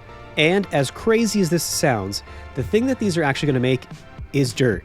Yes, that's right. All of this amazing technology so we can make dirt. We can start to set up the brand new laboratory. On this side, we're going to set up everything we need to help us produce a ton of dirt. I decided for right now, the cobble generator will be used for something a little different. We're going to have the cobble generator empty directly into the manufactory. This will break up the cobblestone into sand. Now we set up even more cables to run power to the machines that will be below this manufactory. This is where the infusers will go. The infusers are going to fill up with sand. And just like we did earlier in the playthrough, we're then going to add a bunch of biofuel to get the sand and the biofuel to turn into dirt. This means now we're going to add that crusher. We head down into the bunker to get a stack of wheat and come back to put all of this in the crusher by that night. And now that we have a nuclear reactor going and making tons of power, I decided it's probably about time that we move most of the machines in the lab up to the surface. I do love my bunker life, but I think it's time that we stretch our legs and get up top. I completely fill up my inventory with as many machines as I can. Then when I'm totally loaded up, I make a run up to the surface. At the start of day 73, we set up the second crusher, and we get both of them connected to the infuser. All of the biomass is going to go down into the infuser, combined with all the sand coming out of the manufactory, and very quickly and very efficiently, we will be producing a whole lot of dirt. In fact, it'll be so much dirt, I'm going to set up a double chest here. Now the infusers will empty out here through these Logi pipes and fill these double chests up with all the dirt we could need. Next up, I extend out the cables a little bit more. I'm going to set up my pride and joy, the ore doubling system. Starting with the enrichment center, we then add some basic cables down so that we can plug in the smelting factory. I then add this infuser up here, and I remember that I left one downstairs. So I make sure to run down there, grab this infuser out of the bunker. Also, I grab every machine that I think I might need upstairs. This includes all the machines that process up the uranium. After all, it's probably best that we have those up by the reactor. I then use carry-on and grab this chest full of resources and very slowly climb up to the surface. By that night, I'm up here setting out all of the machines, and pretty quickly this is looking just as good as the factory ever did downstairs. Of course, it's still going to need fuel to keep going, and luckily we managed to save up a good amount of uranium. We can make a total of 37 pellets. This should keep us running for quite some time. I head over here and I set in 4 pellets, which is exactly the amount we need. No more, no less. Again, foreshadowing. Pretty soon, all the machines come to life, which is pretty impressive. The amount of dust and dirt it's producing, a little less impressive, but I'm hoping that that's not too much of a problem. I just do a little bit of configuring, and pretty quickly we can get both of these systems working really efficiently. Now we have all of our ores being doubled and put into this bottom chest. By the next day, we have to add in another 4 pellets, and that's when I realized it takes about 12 pellets per day in order to get the maximum use out of this reactor. However, I need to remember the main reason we're here is to terraform this planet. So as much fun as I'm having with the Nuclearcraft shenanigans, I always want to be headed here to make sure I'm still working on my farms. Finally, we can combine all the farming and all the technology. Now we can use all the sugarcane to very quickly process up a whole lot of dirt. Now on day 74, almost 3/4 of the way done, I have to say I'm pretty proud with the setup we have going so far. With this, I know my true mission. I make a little bit of grass out of our biomass because I want to spread as much green to the surface of this planet as I can. So I spend the rest of day 74 all the way into the night processing up all of my crops, getting all the dirt and all the biomass I could need to spread all the earth and all the grass everywhere that we want. In addition, I do set up the chest up here so we can get our ore processing system done as well. And now that the lab is expanding, I decide that it's time to expand the power grid as well. I start to craft up even more cables. I probably only need advanced to run the little bit of power to the very end of the extremities here, but I decide why not just keep it all uniform, and I make some elite universal cables to run all the power throughout the entire lab. We're starting to set up some very important machines on this end of the lab. All of the machines over here will be dedicated to infusing, enriching, and processing the uranium so that we can make even more fuel to keep the whole thing going. And as I'm working through the morning, getting all of the machines needed to make more fuel, I am starting to notice that the level of dust we're getting is getting a little ridiculous here. Every inch of my lab seems to be covered in clouds of dust. So I go about trying to figure out a way that we could vacuum up all the dust. I start to very quickly look through the Pollution of the Realms mod and find a vacuum cleaner. If this is anything like a real-world vacuum, this should be pretty good, right? Now I just have to make a vacuum bag to suck up all the dust. Unfortunately, this does need a ball of slime, but luckily I have a little trick here too. We can use a centrifugal separator to separate out magma cream into slime. This separator isn't too expensive. It takes all of the basic components you would think that would be needed for a machine in thermal expansion, but also it takes 2 bars of Constantine. Remember, Constantine is a weird, kind of expensive ingredient. It takes a little bit of nickel combined with a little bit of copper. Luckily, with alloy furnaces, that should be easy. So we start to set up some of the alloy furnaces up in the lab as well. We've run out of power, so I decide to do something a little risky here. I throw in 8 pieces of fuel. Technically, this is still divisible by 4, so it should be okay. And in no time at all, we have the Constantine done. Pretty soon, we can make our brand new machine, the centrifugal separator. I set this right here. I don't think I'm going to be using it too much. And I put the magma cream inside. I then head over to my cows to feed all of them, and my chickies. Even though I had to kill a few of them, I still love these little guys. Seriously, these cute little animals have been keeping me company the entire time I've been on this planet, all alone. Pay no attention to the part where I slaughter a few of them. Pretty soon, though, we do get the vacuum pack, and I put it on, but it says it only sucks up sulfur. And that's when I'm starting to realize something. The vacuum pack and the vacuum cleaner were only designed for sulfur. It does make sense because sulfur is by far the most dangerous thing, and you absolutely have to get rid of it. When it comes to dust, unfortunately, you just kind of have to vacuum it out of the room. So that's pretty much what we're going to have to do. And in the meantime, I head back to the base to cut out the last few machines that I want to bring up to the surface. It's now day 76, and as I get up to the surface, I see that the place is looking much more like a habitable world. In fact, did that sound? Was that thunder? I see a flash of lightning, and the cloud system looks very interesting. This is starting to look a lot like when I had that climate disaster and the weather mod had all those tornadoes. I'm starting to think that we might have some bad weather in store. I'm pretty proud of the fact that we've terraformed this planet. A planet with a real atmosphere is going to have real weather. That real weather looks like it's headed straight for us. I think I might really need some cobblestone right now. Unfortunately, I think the dirt just won't be good enough. I start to look around and realize that this storm is headed right for us. There's hail dropping. I remember that if the hail starts to drop on you, then that means the storm is going to go through that area. This basically is letting us know that this area is going to be completely annihilated by the upcoming tornado. I look up into the sky. Sure enough, this bad boy looks like it's huge. It's coming straight at us. I don't know what's going to happen to my farmland or these animals, but maybe I can save some of my machines. As the sun is setting and the stormy night picks up, I run over to my lab and try to save what I can. We already are starting to see the consequences, as some of the animals are dying.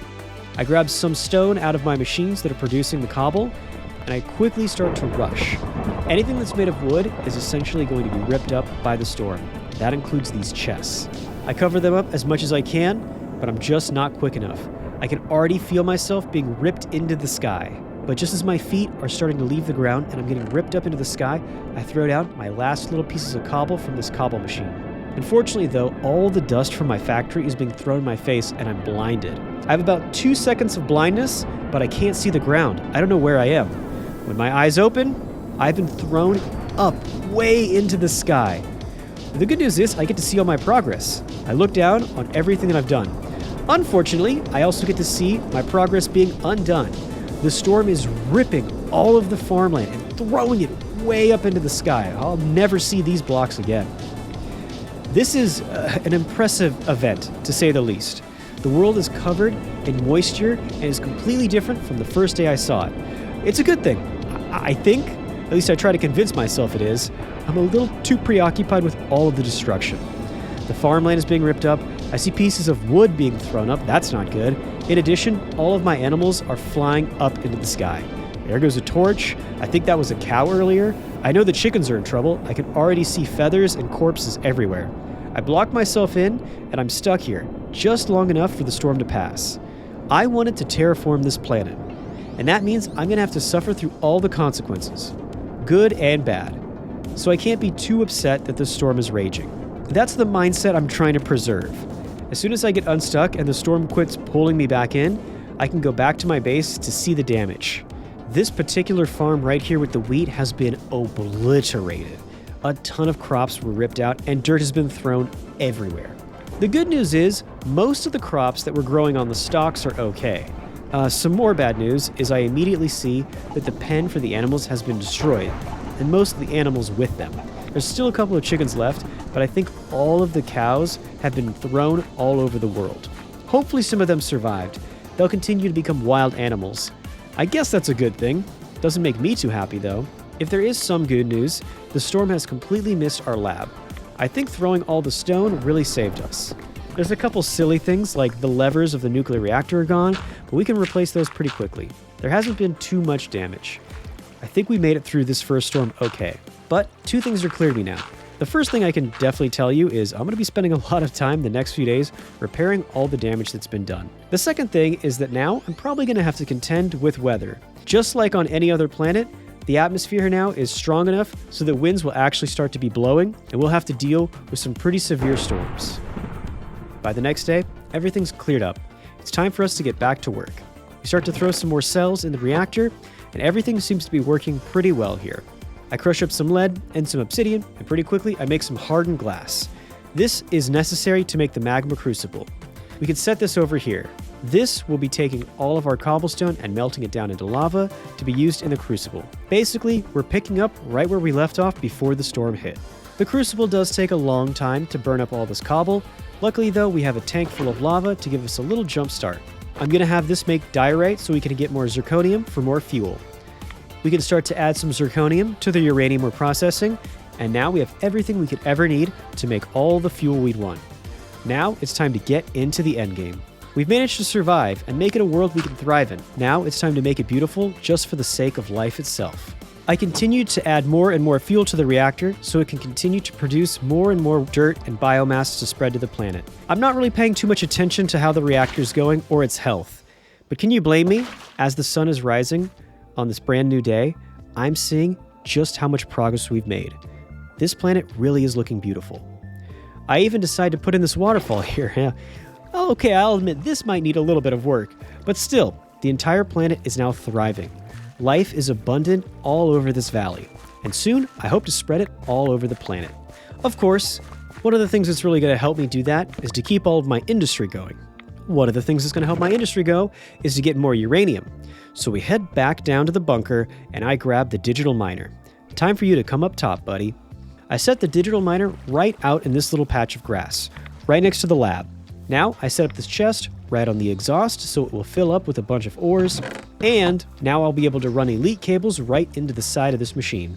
Now in the beginning, I get this thing running, getting any ores that it can, but I actually have a plan here, and it's already working out pretty well, because the second block we get is uranium ore.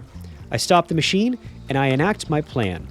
I set this filter up so that it only gets uranium ore, and pretty soon this machine will be getting all of the uranium out of the ground. Now we have a system that is getting us a ton of uranium. We should have enough fuel to last us for the rest of this playthrough. Easily. All of this fuel, of course, is going to fuel this amazing industry. And now that we have so much RF, we can add a ton of speed upgrades to speed up the amount of biomass that we get. Using all of our technology, we can turbocharge the rate at which we spread life to this planet. And now, these machines are making a whole lot of dirt. Perfect. Now that I have so much uranium, I'm not being as careful with how I use it. I'm starting to just throw pellets into the machine. I gotta be honest here, as the playthrough goes on, I'm getting more and more lazy. And one of the outcomes of this laziness is that now we have quite a lot of nuclear waste here. I'm not gonna let that bug me right now. I continue to work on our mountain, getting it covered in dirt and reshaping the waterfall. I continue to pick the sugarcane and get it processed into even more dirt.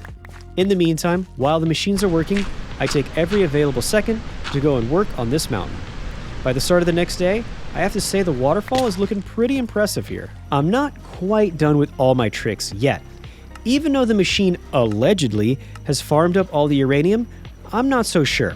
I set it up so it will continue to farm even more ores. In the meantime, I set up the extruder to get us even more obsidian we can crush up along with the quartz to get even more energy upgrades. With those energy upgrades, we get more dirt and more grass. Now we can take this grass and start to spread it all over this mountain. Pretty soon, as I'm working away, the grass will be spreading even more, turning the entire surface of this planet greener and greener. So now I'm adding some diorite and a lot of rocks to make the waterfall look a little more authentic. It's already day 80. I've made a lot of progress, but in the next 20 days, I'm sure I can make even more. Unfortunately, I find out you can't process logs into biofuel, which seems kind of silly. I can't be too upset. I'm already doing too well as it is. I don't need the extra help. I then grab all the dirt we've been making in the past few days, and I start to spread it out over every inch of our little valley. I decide to set out a little pool for myself. I think I deserve it. And I put some stone at the bottom of it. Also, I decide that at the bottom of the waterfall, we're going to have a little stone area here as well. Then I start to spread all the trees everywhere I think that trees would be growing naturally. I'm trying to replicate a naturally growing world. By the start of the next day, I'm spreading even more life on the planet. No, I do not intend to seed the entire world, but I do want to add some of these potatoes because I can use these for even more biomass. I think the potatoes are the most efficient way to do this. That's the good news. The bad news is all these machines are building up a whole lot of dust. It's killing a lot of my grass, and eventually that happens. Yes, that's right. If you let too much dust build up, even this can cause an explosion.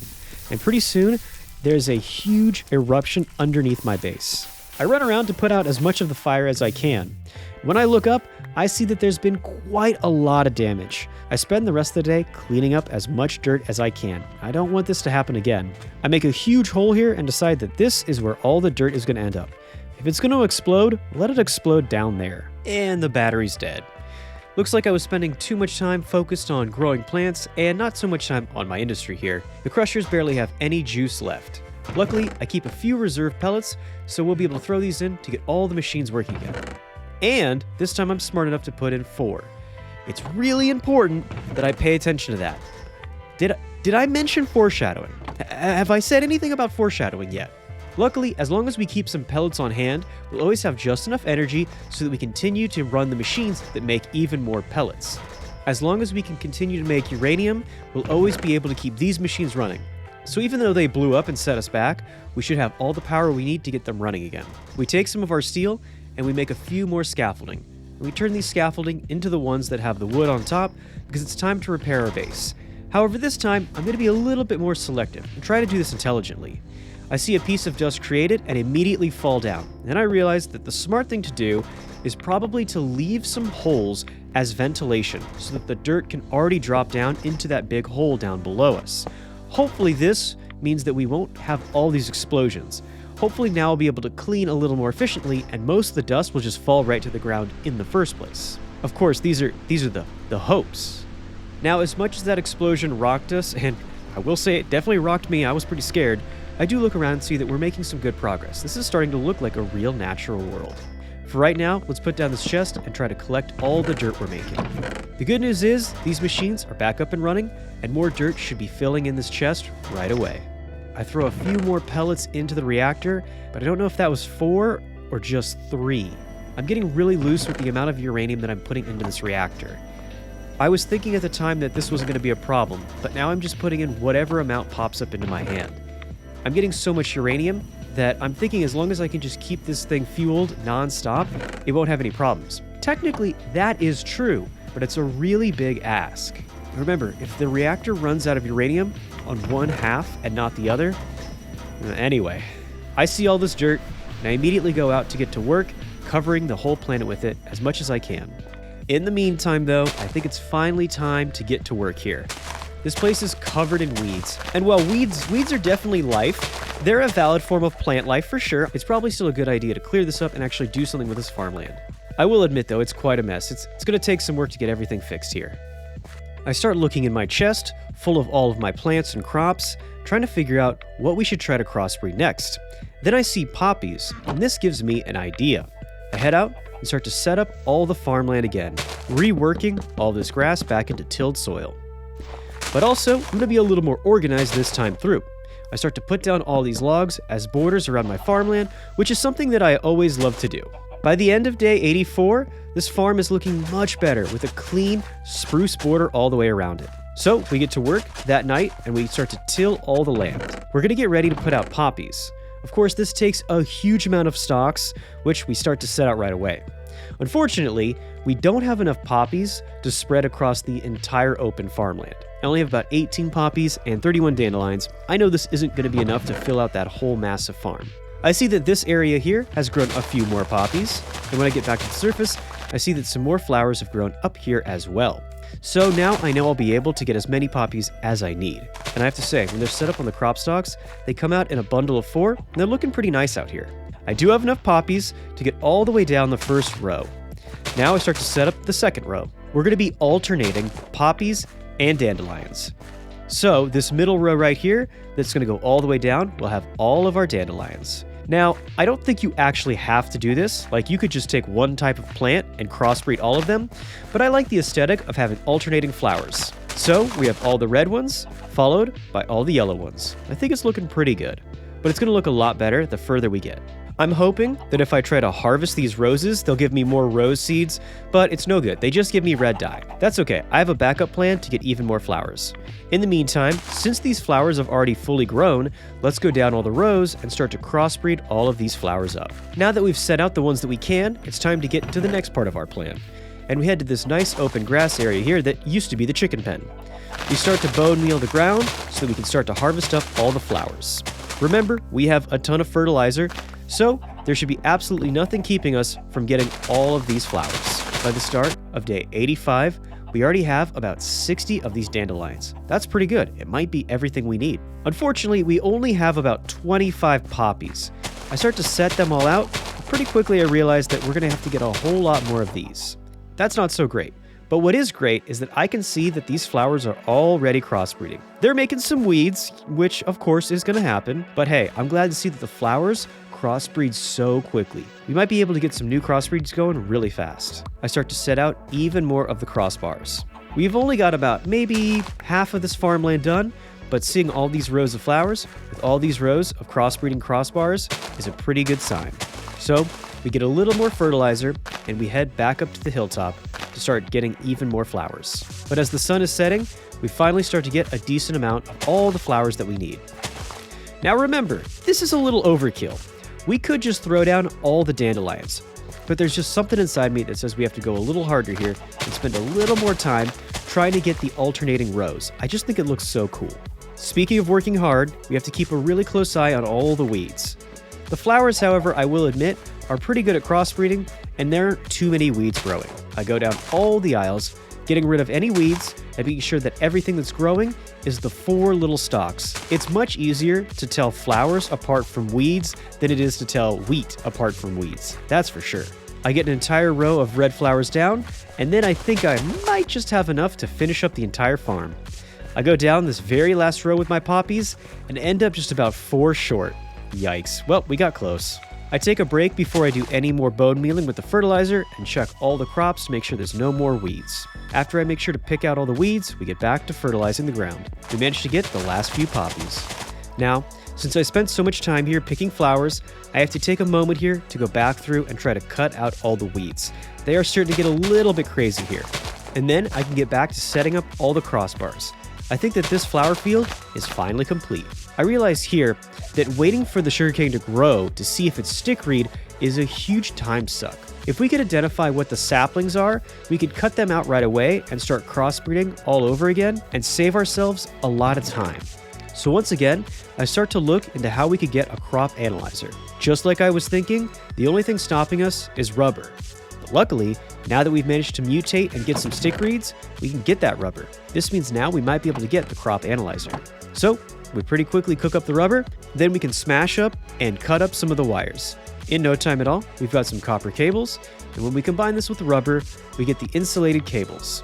Now we can get our crop analyzer, which is great, but I'm noticing that it has no power. I'm hoping that I can find some way to charge it up, but I don't need a crop analyzer to tell me that this is a definite mutation.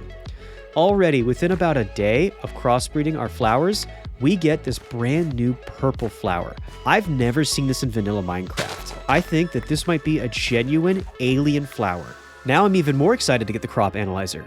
Maybe it will tell me what this flower is. So pretty quickly, we start to smash up a ton of brass and smash that up again into even more of the casing. This machine was a little bit interesting to make. It took a lot of gold and lead, but pretty soon we're able to make this big charging device. With all of our industry humming along, it wasn't too tough. I set it up on the power lines, and then I throw this inside. Sure enough, it works perfectly. The crop analyzer is very quickly recharging. In no time at all, it's fully charged, so I take it out into the flower fields to see what exactly we have going on here. Then, I get a little shock right there. I bump into the flower and it poisons me. Yeah, I can tell you right now, that is not a vanilla flower. As beautiful as it is, apparently it's toxic. A Venimilia. Yeah, that's a brand new crop for sure. The Venimilia is an alien crop that you can only get through crossbreeding, making this our second brand new alien crop, only native to this planet, right behind our stickweed. Besides being poisonous and pretty cool to set out around your base as a little defense, it's also pretty useful because it gives you purple dye, which can sometimes be pretty rare. I am super excited to see this crop, and I decide to take a little sample of it. I've successfully got the seed, and I'm going to move it over here where it's going to be a little bit safer. I set it down to see that the roots have taken pretty well. I analyze it, and sure enough, we've successfully transplanted the Venimilia. Then, I smash the plant in its infancy and completely crush it. Yeah, that's right. I don't know what I was thinking there. I got a little excited and a little ahead of myself. And just like we lost the stickweed the very first time we discovered it, the very first crossbred flower is immediately smashed. Yeah, I really messed that one up, not gonna lie. I'm not too heartbroken though, because remember, we got the Venimilia right away on our very first attempt. I set up even more flowers, and now I'm feeling pretty confident that crossbreeding flowers is actually going to be pretty easy. The good news is the weeds are very easy to control, and with the crop analyzer, we should be able to pick out any brand new crops that appear. The bad news is that I keep getting stuck when I'm walking through the crops. It almost looks like I'm rubber banding here, and it's causing me to break a lot of the tilled soil. Either way, the crop analyzer is making growing and transplanting crops a lot easier. It's making manicuring our fields pretty simple. By the start of the next day, I'm still struggling and doing a little bit of this weird rubber banding, but I'm hardly concerned about that because soon I see this. A Scizant, at least I think that's how it's pronounced, is a beautiful cyan flower. This is actually pretty useful because if we can farm this, that means we'll be able to get cyan dye, which is perfect for making a green... And I killed it. Wait, seriously? Yeah, seriously. Occasionally, this rubber banding is causing me to break ground, so of course, one of the spots that I broke was the brand new alien flower. That is 2 in a row. 2 brand new alien crops that somehow I've managed to botch. I, the captain, am living proof that you do not have to be very smart at all to be a scientist. Just persistent. Luckily, I am very persistent. And even though I've made 2 heartbreaking mistakes here, I do not give up. In fact, I'm just more excited to find even more crops, which I managed to find really quickly. Another cyan plant has grown right here. After we cut away these weeds, I managed to go over and successfully transplant it. I've picked up these seeds. Once I analyze them, these are in fact Scizant seeds. Scizant seeds are tier 2s. They're not too complicated, but none of that really bugs me right now. I'm just excited that we've got a brand new alien crop.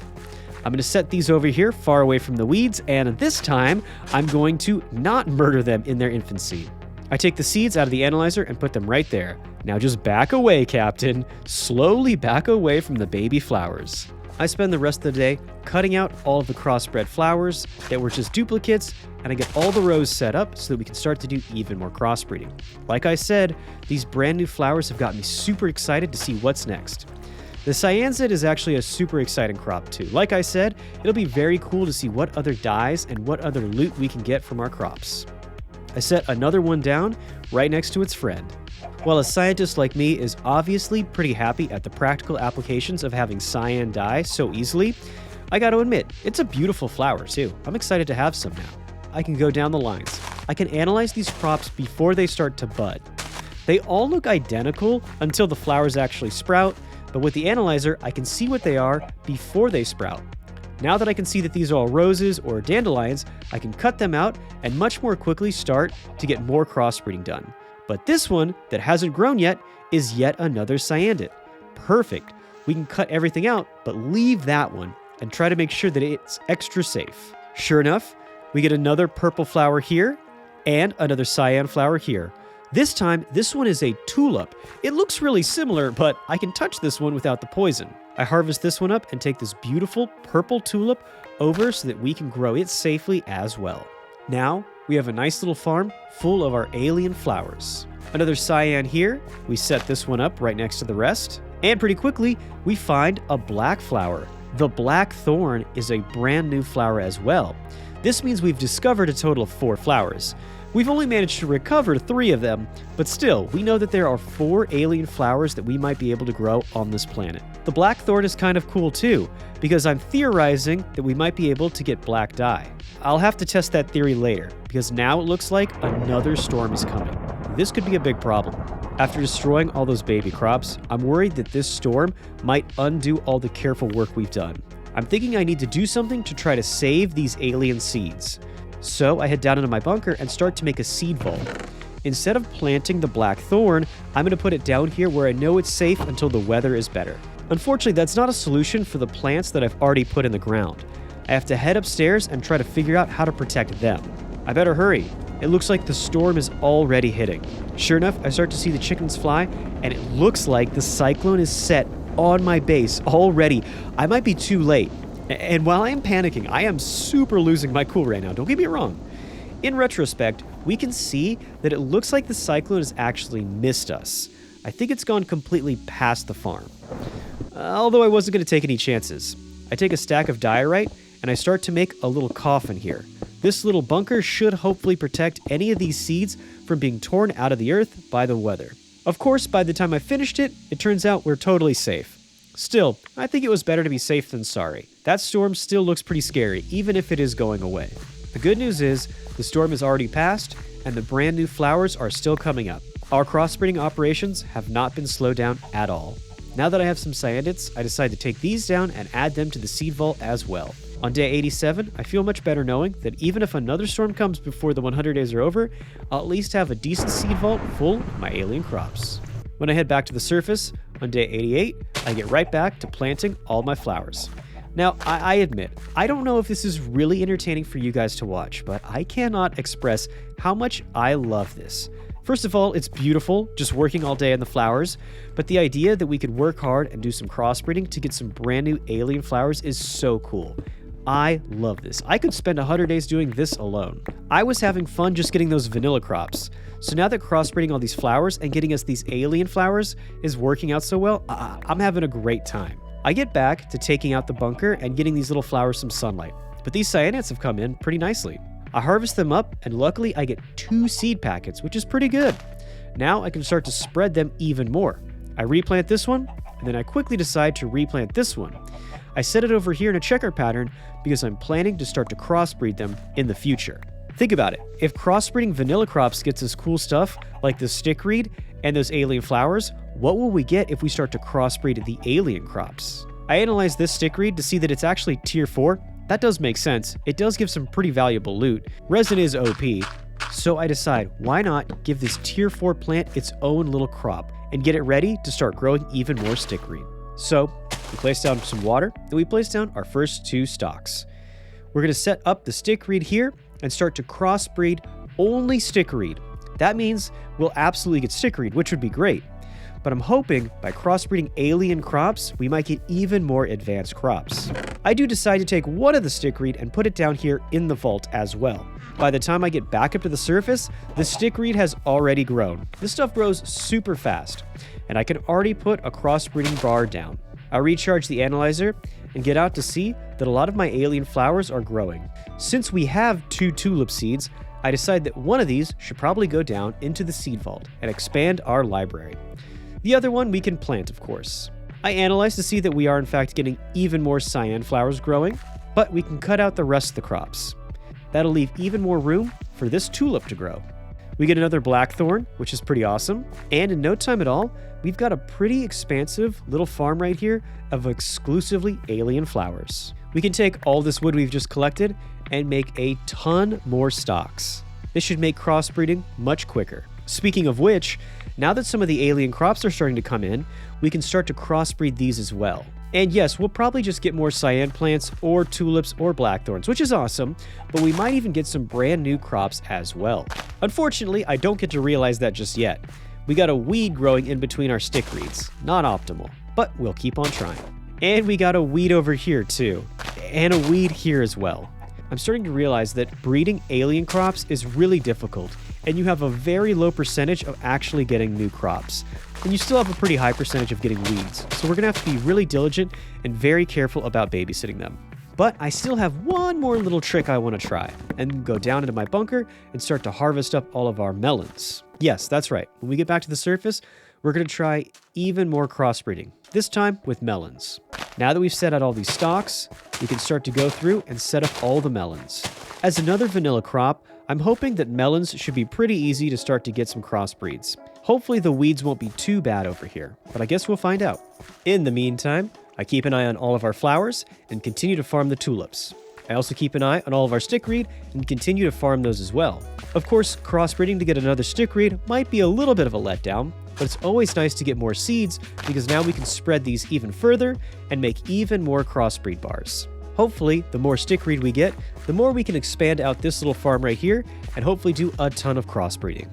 By that night, the alien flower patch is looking really good. We can start to do a lot of crossbreeding here. I'm pretty proud of this progress. We've almost got an entire farm full of alien flowers here. Now, it's day 90. We officially have 10 more days to figure out what we're going to do to continue to spread life on this planet. So I head over to the melons to find out that they are 3/4 of the way grown. Just so you guys know, if you want to do this crossbreeding yourself, when they're 3/4 of the way grown, they can technically be parents and they're okay to start crossbreeding. So we do. Also over here, the stickweed has completely grown, so it is absolutely ready to be crossbred. We set this up too. I'm starting to realize that it might be time for a change. I still have quite a few of the flowers growing in this field, but I think I'm going to replace a lot of these with melons. Let's see what we can get with melon seeds instead of flower seeds in this big farm. Pretty quickly, we have about half of the field set up here with melons. They're going to have to grow through before we can start to crossbreed, but it's looking good so far. At this smaller farm, I'm seeing that we've already got some new crossbreeds. This one's just potato, no alien crop here, but it's already a good sign. I start to go through here after analyzing and setting up even more crossbreeding. Over here, I see that we've got a ton of stickweed coming in, and the stickweed farm might be the best for crossbreeding. Not only is an alien crop that's tier 4 and pretty robust, but also it grows so quickly that we can do some crossbreeding really fast in the next 10 days. So with that in mind, we're going to try to be as diligent as we can and grow as much stickweed as we can in the checkered patterns to help crossbreed up as much as possible. That night, I decide I'm pretty satisfied with our flower collection. I love all the beautiful alien flowers we've managed to grow, and I think it's time to retire all of these flowers. We're going to be replacing all of the flowers in this field with melons. After all, this little field right here is looking pretty good. If we need any more alien flowers, we'll crossbreed over here. At the start of day 91, I decide I just have to let all the crops grow and do their own thing. In the meantime, I want to pay a little more attention to my industry. I'm going to start crafting up a fuel reprocessor. And so of course I decide to set it up right here as close to the reactor as I can. This way I can grab the nuclear waste and move it very quickly with minimal radiation. But I'm going to have my Radaway on hand, just in case. I take a chunk full of it, and sure enough, my hands are starting to tingle a little bit there. Luckily, I was able to move all that over pretty safely, and now all the nuclear waste is being broken down and hopefully will be much safer.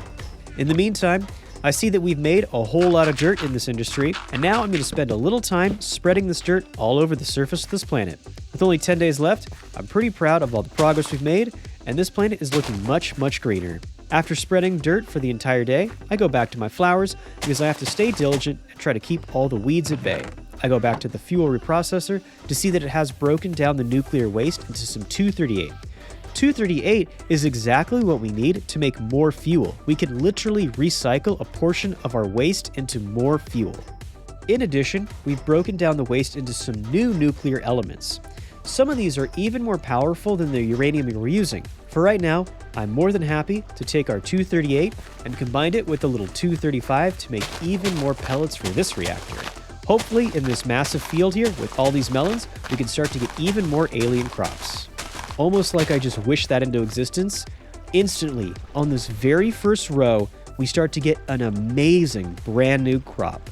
The crop analyzer tells us this is terrawort, an entirely alien crop only native to this planet. This is the first time it's ever been grown, and we've got it. I immediately cook up some more stalks and make sure that everywhere around this new little plant is free from weeds. I do not want to lose this thing. I head over to the alien flowers to add some crossbars here too. If the melons could get us some cool crops, imagine what these can get us. Although maybe in all this excitement, I was a little distracted. I kind of forgot about this. Yeah, I let the weeds get a little wild over here. Not so great. However, what is pretty great is I look over here and I find this crop. Once again, a brand new alien crop, Stagnium. Turns out my theory was right. By crossbreeding the alien crops, we now get an even better, more advanced alien crop. I'm not going to give away what this crop is, but I promise you it's pretty amazing once you find out what it does. However, for right now, I just want to do everything I can to keep it safe. Speaking of which, I make sure to go check in on the terrawort as much as possible. Unfortunately, it looks like it's growing pretty slowly. I think it might be one of the slowest growing crops we've ever had. I head back over here to find that we've got some kind of plant growing. Turns out it's just one of the cyan flowers, and that this bad boy is at 3 of 4. I thought it was growing pretty quickly. I was excited to see it bloom. That night, I continued to grow more crops, hoping I could get even more amazing alien crops out of all the stickweed. And then, since the stag was at 3 out of 4, I went to go check in to see if it would grow. It did not. And in fact, I would come to find out that it would be taking a very, very long time for this to grow. And to be honest with you, I was thinking that the rest of this playthrough was pretty much going to wind down, just a simple farmer out on his alien world. Yeah, well, this definitely ruined that idea. I go up to see something glowing inside of my reactor. Never a good sign. It looks like there may have been some kind of problem inside here. That definitely looks like a block of corium. Now, for those of you who don't know, the meltdowns in the original Nuclearcraft, they were pretty catastrophic. However, in Overhaul, you can have what's called a partial meltdown.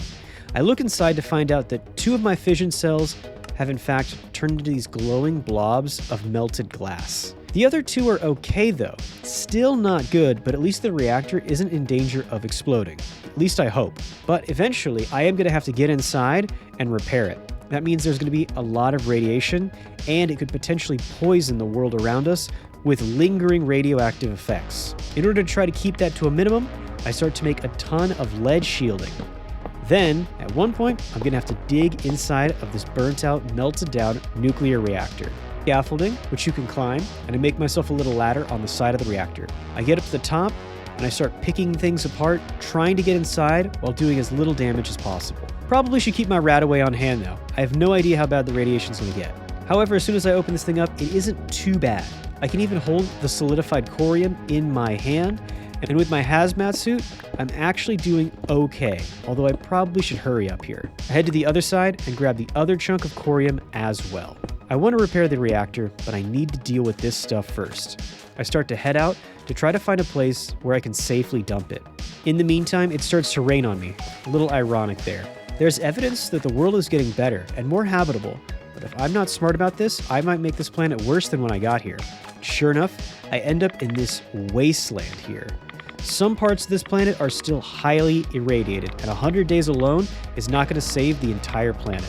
I'll need to spend a lot more time and a lot more 100 days on this planet in order to get rid of wastelands like this. But I will definitely have to worry about that some other time. Right now, I'm just trying to book it through this wasteland. I see this crater here, which definitely looks like an impact site of some sort, and I dig down pretty low inside of it. Even with this hazmat suit and all my radiation protection, I'm at a huge amount of radiation and I'm very quickly starting to be poisoned. I start to lay out our lead sarcophagus, and I put down the 2 pieces of corium right in the middle. I then put a little covering over them and seal these up inside of lead. Hopefully they'll be contained as much as possible. Out here in this radioactive wasteland, they're not really going to be too much worse than it already is. Speaking of which, I should probably get out of here. This maze right here with all these canyons, this is where the playthrough started. 100 days ago, this place was looking pretty bad, and I will admit there's definitely parts of this planet that are still pretty uninhabitable. However, I see a pretty strong contrast right away. As we get back home, I'm seeing just how amazing this base really looks. We've essentially made a beautiful oasis on this planet. I rinse off any contaminants in the waterfall and immediately give myself some RadAway. Then finally, I'm able to eat. With my hazmat suit on, I haven't had any food for almost a full day now. While the radiation has been dealt with and we're finally safe, all that time being gone means that weeds have really started to take over. And unfortunately, all of our crops are looking pretty bad.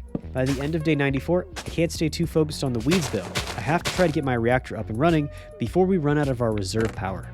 After all, if the batteries die, I'll have to go back to living down in that bunker. Luckily, I have plenty of resources on reserve and can very quickly make these 4 cells. I head back in the reactor, and I'm trying to set everything in place, making extra sure that everything was built correctly. The truth is, there's nothing inherently wrong with this reactor, and I can remake it in the same design and it should be okay.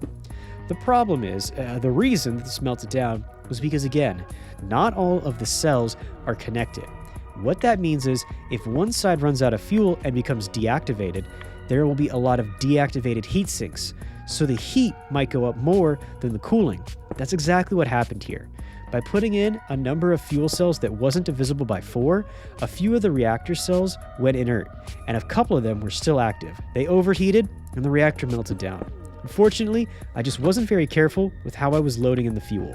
After everything is sealed up, I void the reactor one last time just to be sure, and then I load back in 4 cells. I'll make sure of that this time. However, before I start the reactor up again, I want to give it plenty of time to load up with water. Voiding out the entire reactor means that there's no longer any fuel in it, but there's also no longer any water, so I'm going to give this a day or 2 to reload.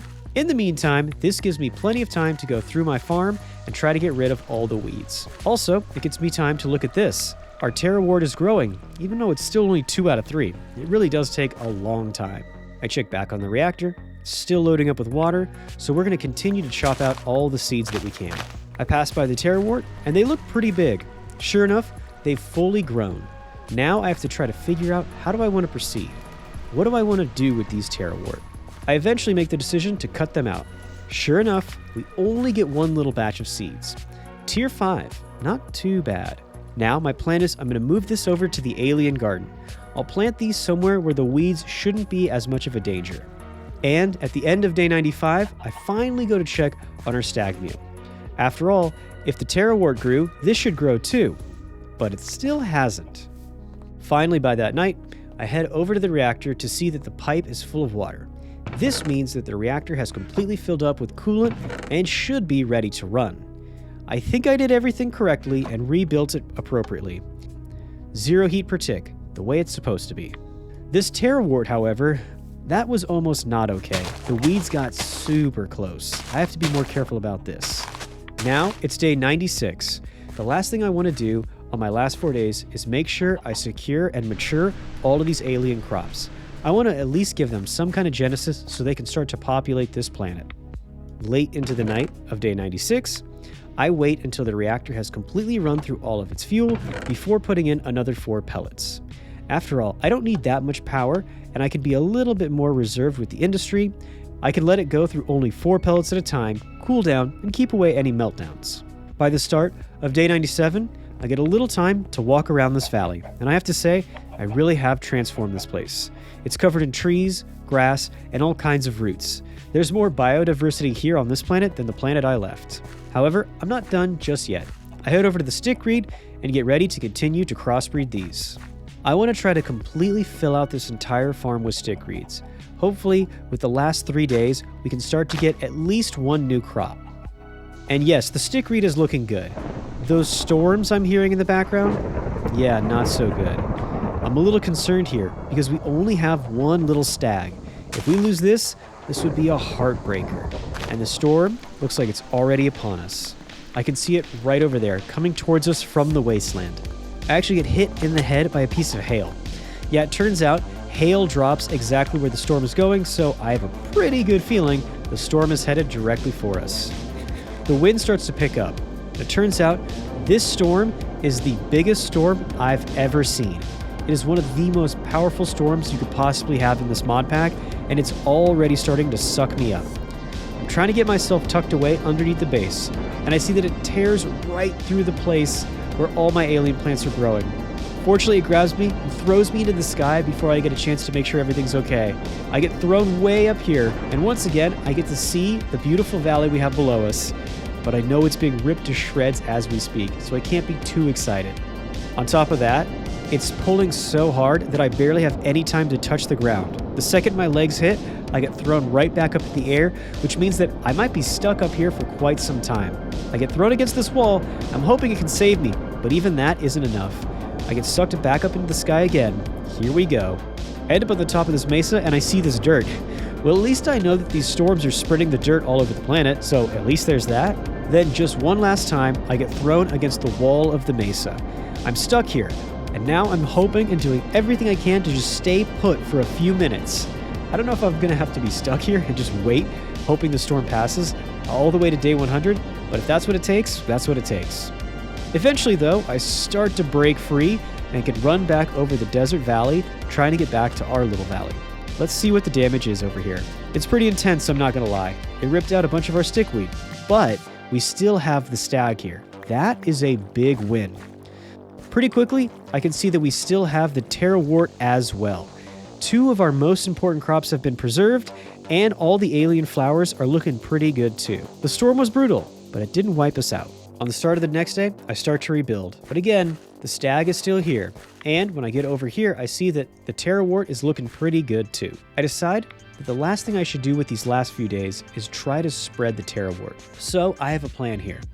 Maybe if I try to crossbreed stickweed and terrawort, we can get an even better crop. On the bright side, at least I know that the stickweed will go quickly, so we can start crossbreeding right away. And finally, I'm starting to get the hint here. The stagnium has now taken almost 3 full days, and it's been stuck on 3 out of 4. Its growth points have gone 0 out of 2,000. It is literally stagnated right here as it is. I'm gonna have to do something else to get this plant to mature. I just don't know what yet. However, even though it's not growing anymore, because it's 3 out of 4, this could crossbreed. If I can get more samples of stagweed, maybe I can experiment with it and see what it takes to make it get all the way to fully grown.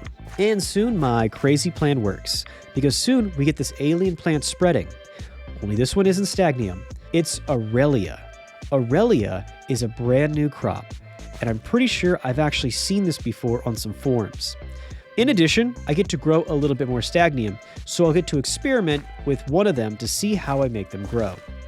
I continue to try to make more spots where I could grow even more, but I gotta be honest with you, if I can make this Aurelia grow, this will be a pretty big achievement, and it'll make me pretty proud of these 100 days.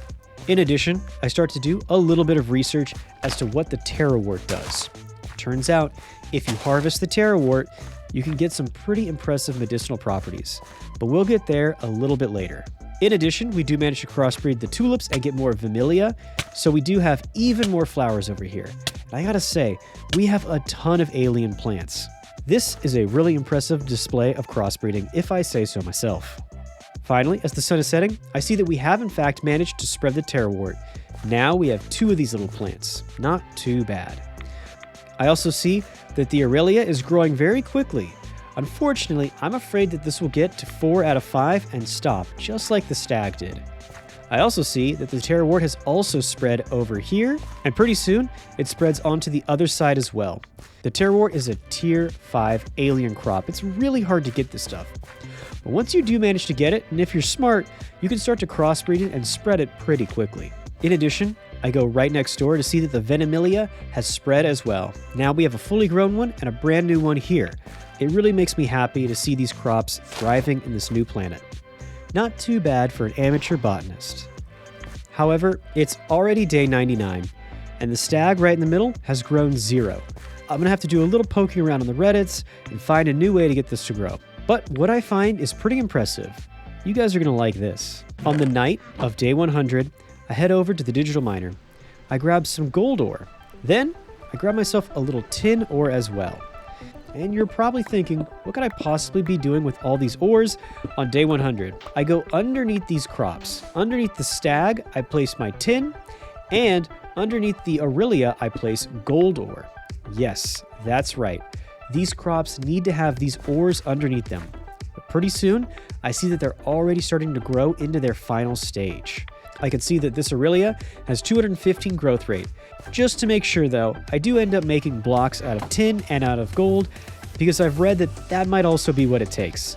But just to cover my bases, I make a full tin block and eventually a gold block to put down here. And then to extra cover my bases, I put the ores and the blocks underneath both of these plants. And then eventually, I see that my terrawort is growing as well. I decide to try to crossbreed it, and hopefully now we can get our 9x9 patch of this beautiful medicinal crop. It's already day 100, so I could call this a win. I'd be pretty happy with what we've achieved so far, but I want to show you guys just how amazing these crops are, even if it takes a little extra time. Besides, this is almost completely grown, and I bet you could guess what these crops will do. But don't worry, I won't leave you hanging. I'll keep playing until they actually grow. That means I'm going to keep on playing even though it's day 101. So, now we finally have some terrawort. It's telling me it's not a nutritious food, but apparently if you eat terrawort, it can cure you of any disease you have. It's essentially an instant antidote. Of course, I want to test it out to see if it's going to cure any of my radiation. I take a little bit of it, and unfortunately my rads don't go down any lower, but that's okay. I still believe that if you had any poison or ill effects, this would fix it. It'd be really good for fighting the wither. Hopefully, we'll have a little more luck with the Aurora. And yes, I do finally put a block of gold underneath this. I don't think you need to do that, but I don't care. I was willing to take whatever precautions it took. Now, on day 101, we finally see that this is fully grown. Let's go ahead and pick it to see what we get. And if you guys guessed that this plant would give us tiny clumps of gold, well, you nailed it. And yes, of course, the stagnium is supposed to give you tin. This means that all our alien crops are giving us all the dyes we could hope for, instant medicines for all the ailments we have, and we're even growing tin and gold ore. This is pretty amazing. And if you combine that with everything else we've achieved, with how much we've managed to take this planet from a dead, desolate world where you could barely cling to life and make it this beautiful, thriving oasis, I gotta say, we did a pretty good job here. Of course, we could always stay for another 100 days and see just how far we could take it. But I'll leave that up to you.